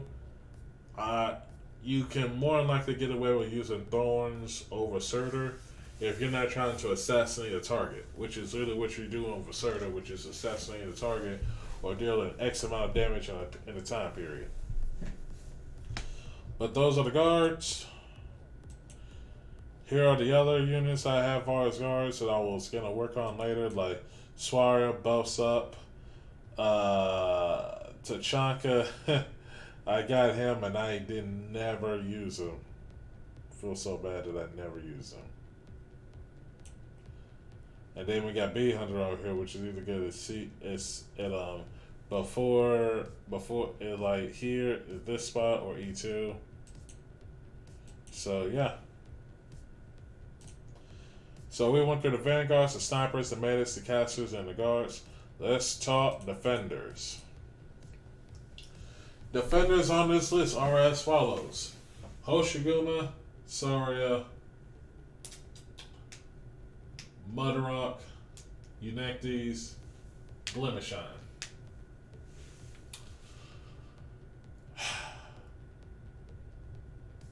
I'll be honest with you guys. I have Hoshiguma, I have Saria, I have Blem, and I have Mudrock. And I have Nian. I do not have Eunectes. Another one of the units I wish I could have gotten. Let me tell you a little funny story. How would you feel if I told you that when Nian first came out, no one's really using her like that? When she was first announced it, when Arknights really became like the mobile game to play because of Nian's release, nobody really used her. Nobody. Alright, cool, that was good for some strats and such, but nobody really used her. Nobody. Then we go into Mudrock. Mudrock is one of the few, and I literally mean one of the few 6-stars in the game that everyone still uses to this day on CC or regular stages. I see people use like all the time. And when people heard that this character was going to be a playable character, they went bonkers. When people first saw what Mudrock could do, they went bonkers. And they literally went bonkers because of 2 skills, 2 and 3. Which skills do I see myself using more between these two in a general sense? Second skill.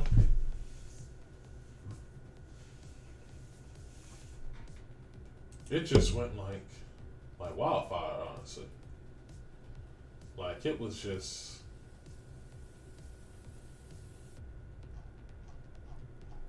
nuts. Like it was just honestly nuts.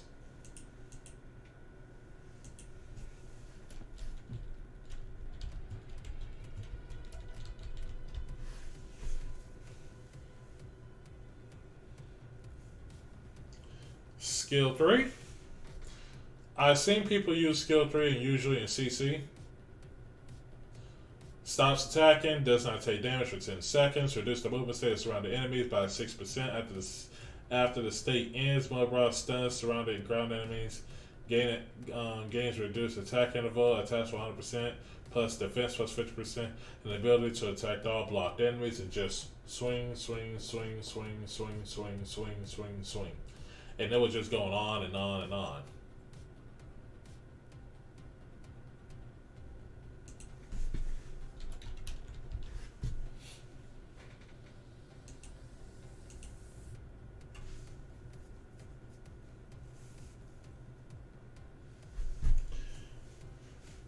And those are the two limited banner characters.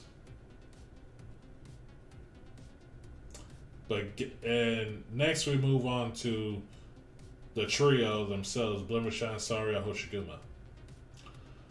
Saria, to this day, in my opinion, is still the number one defender, hit a minute defend, and the number one defender in the game. You want to know how good she is? If you're wondering, name one character in this game that you can honestly M9. M9. And there is no downside to it.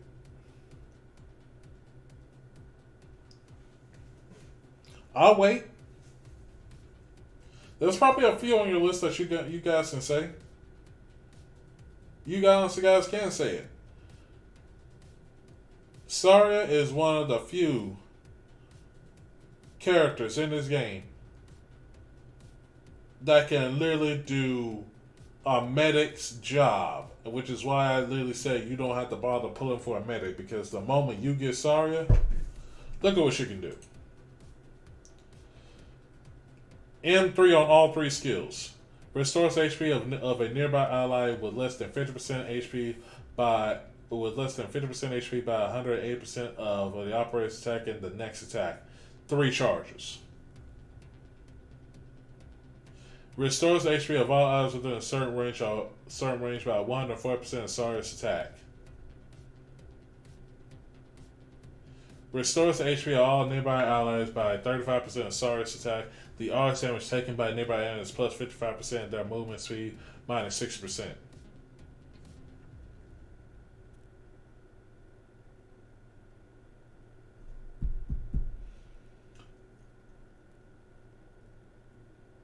Skill 1 and Skill 2 on Saria are pretty much the top used skills in all of Arcanite's history in terms of skills being used. And if not being used in a general sense, then in CC, people just bring her Skill 3 and just destroy everything. For burning stress against bosses in the general sense, to burn bosses or other enemies that have like very high resistances and arts, and they just get burned down and destroyed. I've seen a lot of people, and I mean a lot of people, use Skill 3 on Saria, regardless if it's Skill 7 or M3, to take out people like Crown Slayer, take out people like Frost Nova, take out people like the other CC characters that's ever been in the game, and they just wipe everything.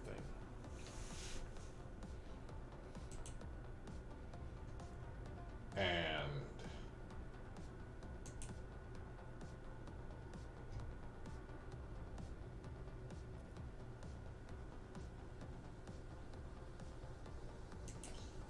it's just so busted. Like, it's so busted in the terms of ridiculousness. How much damage this unit can bring out to help put out,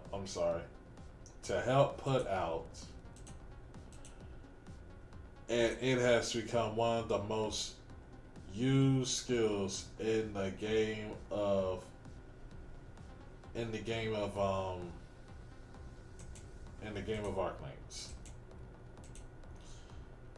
And then when I literally saw the people using this, a lot of people were like, yeah, man, just M3 at all. Just do it. Just honestly to God, do it. There's no downside. And I was looking at them like, are you nuts? Why would you M3 the third skill? And then I saw him use it, and then I saw him do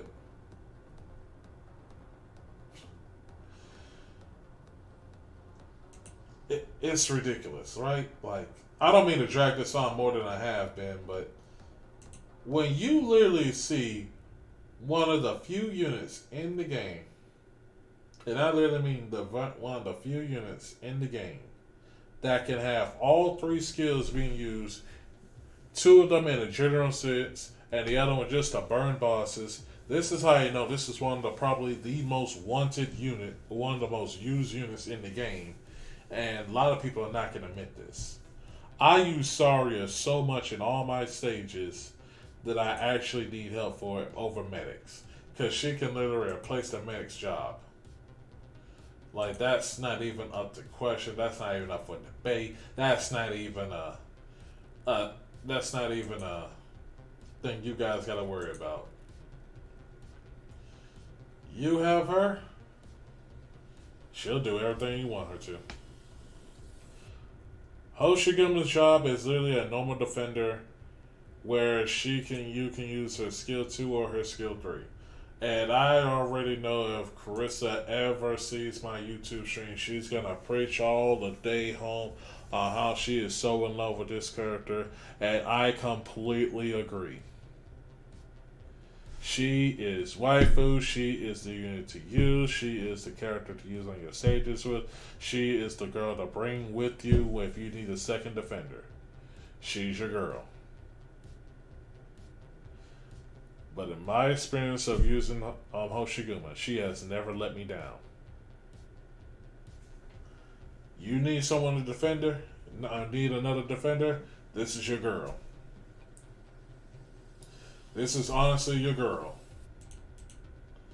Now, if I had to tell you between Hoshiguma, Saria, then Mudrock, then Unetes, Saria will probably be the number one defender to get out of this. That's not even a question. But if I had to give you a number 2 and number 3, I will honestly to God think you should get and you'll feel free to agree or to disagree to whoever is watching this. Mudrock, Blim, Hoshiguma, then Unetes. Here's the way I'm looking at it. I already preached about how Saria's number 1 defender. The reason why I did not put Hoshiguma as my number 2 is due to the fact that Mudrock and Blemishine just work so well. Now, keep this in mind, Mudrock, I have seen Mudrock hold a lane. And I've seen Hoshiguma hold a lane. Mudrock on her skill too, literally just bonk, bonk, brrr. Hoshiguma will literally make the enemies take their own damage. Or literally just have the shield spin, which is cool and it does good damage, but her duty is literally to hold down the line while you get your units behind you, like your guards, your casters, and such, to literally help defend them off. Hoshiguma will do you no wrong. But I have to put her below the other two. And that's my professional Arknight's opinion about using the guard. Using the defenders. Now, Blim and Mudrock work like this. They're like two peas in a pod. Thanks to Blim, Mudrock can do her. Thanks to Blimishine, the SP that she helps give the Mudrock just goes up. That's why I got Blimishine. Do I see myself using Blimishine a lot? No. Do I see myself using Hoshiguma like that? No. My only two defenders that I have ever used like that right now currently in the game are Saria and Mudrock. That's it. That is it. Hoshiguma's good. And I would give her an A. That's just my opinion. I would give her an A. If I had to tell what Saria is, she's bigger than A. I give her that triple S tier shit. Literally. Mudrock? Double fucking S, probably triple S, also on best. But that's just me. But like I carried on the defenders long enough. It's Saria, then Mudrock, Blim, then Hoshiguma. That's honestly where it's at. Last two categories, supporter and specialist. Alright, so let's go ahead and get this out of the way. So on the list on supporters, because we already got through a good chunk of them already. Magallan, Angelina, Suzerain. That's it. Magallan, Suzerain, Angelina. Alright, so let's go ahead and go through this. I have Magallan, she's E2. I have Suzerain, she's E2. And I have Angelina, she's E2.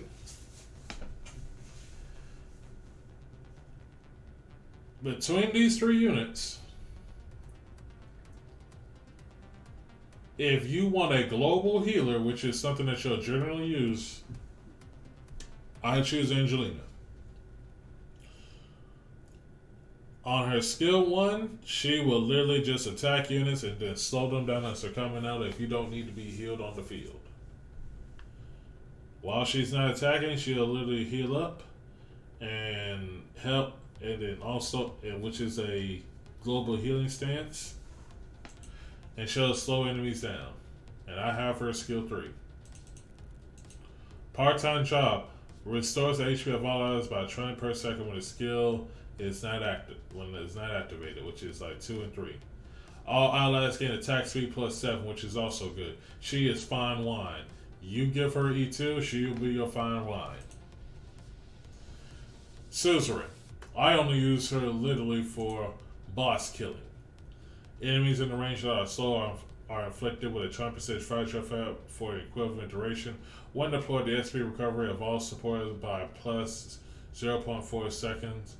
Only the highest effect of this type takes place. This is where the collision happens with the whole thing on Telopsis and such, because of someone like this.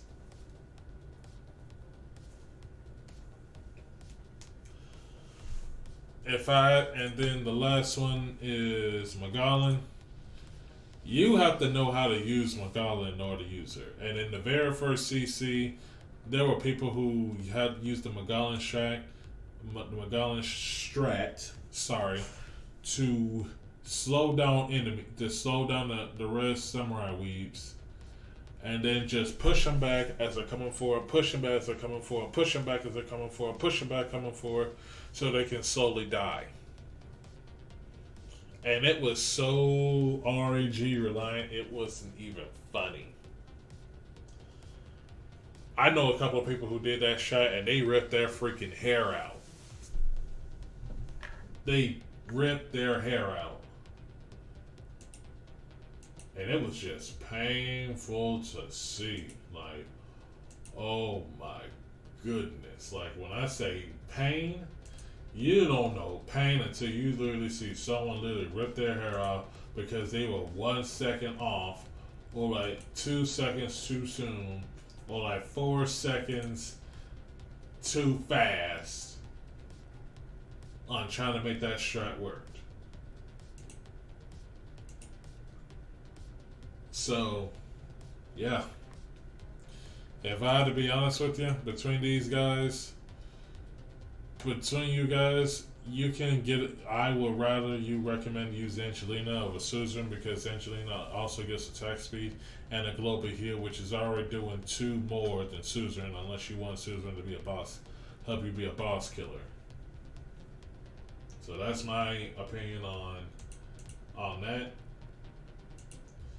And last but not least, the very last category, And that literally means the very last category is specialist. So let's see who's left. Who's left on the list? Specialist. Oh, sorry. A little side note I almost forgot. On the caster category is Mostima. Nobody really uses Mostima like that unless it's CC, unless you need to stop people.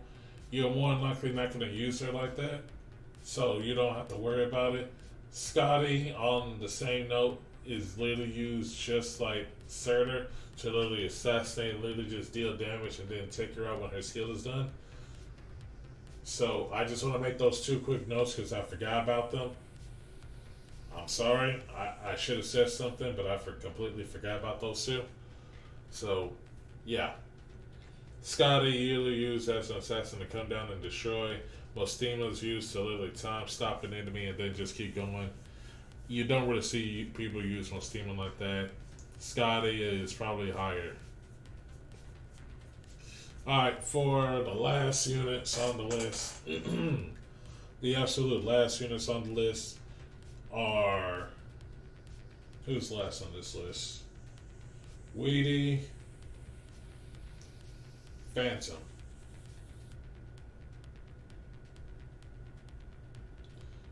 Yeah, so it's Weedy and Phantom. And I have them both. So this is just me. If you are doing push strats, you go Weedy. If you're going for go for Phantom. If you are trying to do the whole stall strats, and that's what he's there for, is to stall. Because he does 3 jobs at once. You can either have him literally attack and then do a bunch of damage at the start. Have him be like, what's the name of that unit? Gravel, and just tank. Or you can have him like Night Raid, have him using third skill, which is Night Raid, that can either slow, bind, or stun, while also slightly pushing them back for 3 seconds. It's literally be like, surprise, motherfucker. But if I had to choose between these two, it'll more likely be, it all depends on what you need, but you can just get away with using gravel and be done with it, because Weedy is more on a, hey, attack and then push back, and it'll be fine. You'll be using her for push strats. But those are all of the 6 stars that are in the limited, or that are in the limited headhunter for the New Year celebration for a time period when it comes to in January 2022. So yeah.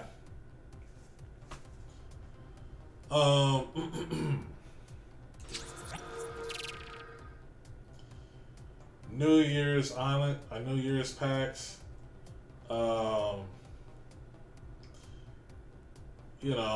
One, you get a 10 bomb, 1,000 furniture price, 21 to run down, stuff like that. There is also the 10 recruitment on choose any of the following from Alpha, Bravo, and Gamma. And look who it is. Look at this. Between Alpha, Bravo, Gamma, it all depends on the state of your account. Now, on the state of your account, depending on how well and how good this looks, this will literally be up to the state of your account between these 3.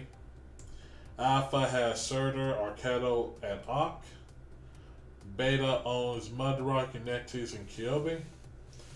And Gamma uses Kaos, Mizuki, and Blemishine. And looking at this, if I had to choose, Surtur holds the key between all of these because she's an assassin. character for a guard. If that's not what you're looking for, then if you need a defender, then Beta will probably be the one better for that. If you're looking for a sniper, Arcado is pretty much a sniper that literally just ricochets her damage between several different ones. Not good for the one-on-one because she does too low damage for that. So it's like that. And I pretty much just says, hey, I'm just going to buff your guys and call it a day. Battle Rod holds down the lane. Yaneti's a duelist. And then Kyobi just does high damage with being a caster. And Gamma is Kaos, Blim, and Mizuki. Now, in my case, if I had to choose between these, I already have all of Alpha. For Beta, the only one I'm missing is Uneti's. And Gamma, the only two I'm missing is Mizuki and Kalsid. And I'm more likely going to choose Gamma because I want Kalsid.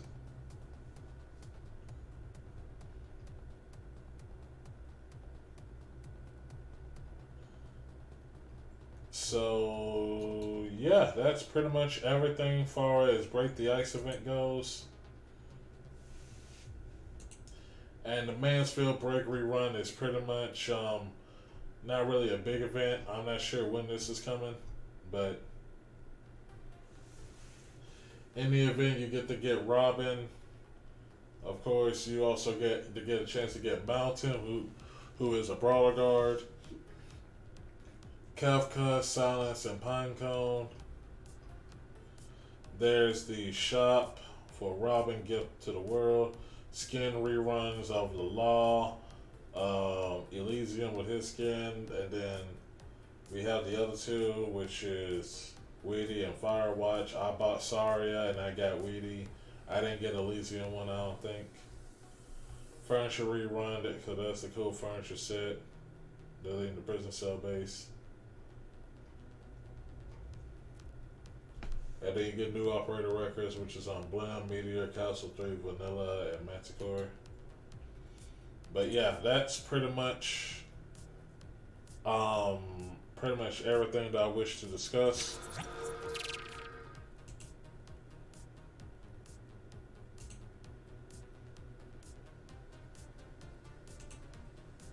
So I'm gonna go ahead and just keep farming the event here. Be expected a new limited event to come out soon. I'm not sure when the hell that is, but I'm more than likely going to be skipping over until the next limited event comes out because, well, I don't want the rest any of these. I want, but I don't want the rest of some of these units that are coming out because Gnosis and Aurora are pretty cool units for crowd control. Like, I honestly like that banner, but it wasn't for the fact that if I knew limited banner units were literally coming out soon, I'm more than likely not going to go for it. I more than likely might end up skipping Gnosis, but then again, who knows? It depends if I really want Gnosis or not, because that's crowd control ice, and I like crowd control. So it's all based on what you guys want. Right, so... Alright, so that pretty much takes care of all of what I wanted to say far as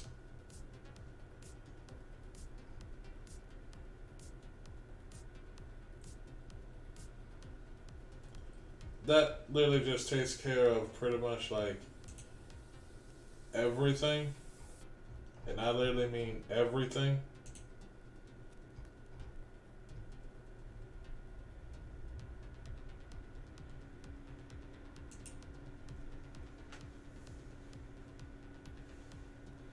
So if there's any questions, comments, or concerns on the today's video, by all means. I want to thank everybody for coming out watching the video. King Assassin, thank you for coming out. Nano, thank you for also coming out. I'm not sure who's listening to my stream or not listening to my stream, but I want to thank you guys so much for coming out. It's been a pleasure. I'm trying to get back into streaming of things. I'm also walking so I can also stay healthy. So we're at 30 subscribers already, which is pretty poggers. I'm going to keep streaming on YouTube and keep streaming on Twitch. Like I said, I know my mind has been in the best of place right now, and I need to find a way to distract my mind and get my mind off things and just be fine. Like, I haven't been playing Alien like that. I've been pretty much been focusing on Call of Duty, doing and just chilling out and such. So Christmas will be here. That Christmas miracle is coming for you guys. For anyone that prayed on it and anybody that's here on it. So I will talk to you guys later. And this is Absolute 94 signing out. Shout outs to my boy Novia, or in Discord we like to call him the new SSJ. SSJ2. Hopefully you keep on with the good music, man. I really do appreciate it. And hopefully things go well with you and such. I don't think this will be my last YouTube video for 2021. But I'll more than likely make another YouTube video after everything goes through. So we'll see, and I'll talk to you guys later, and I will see you guys next time. See you guys later.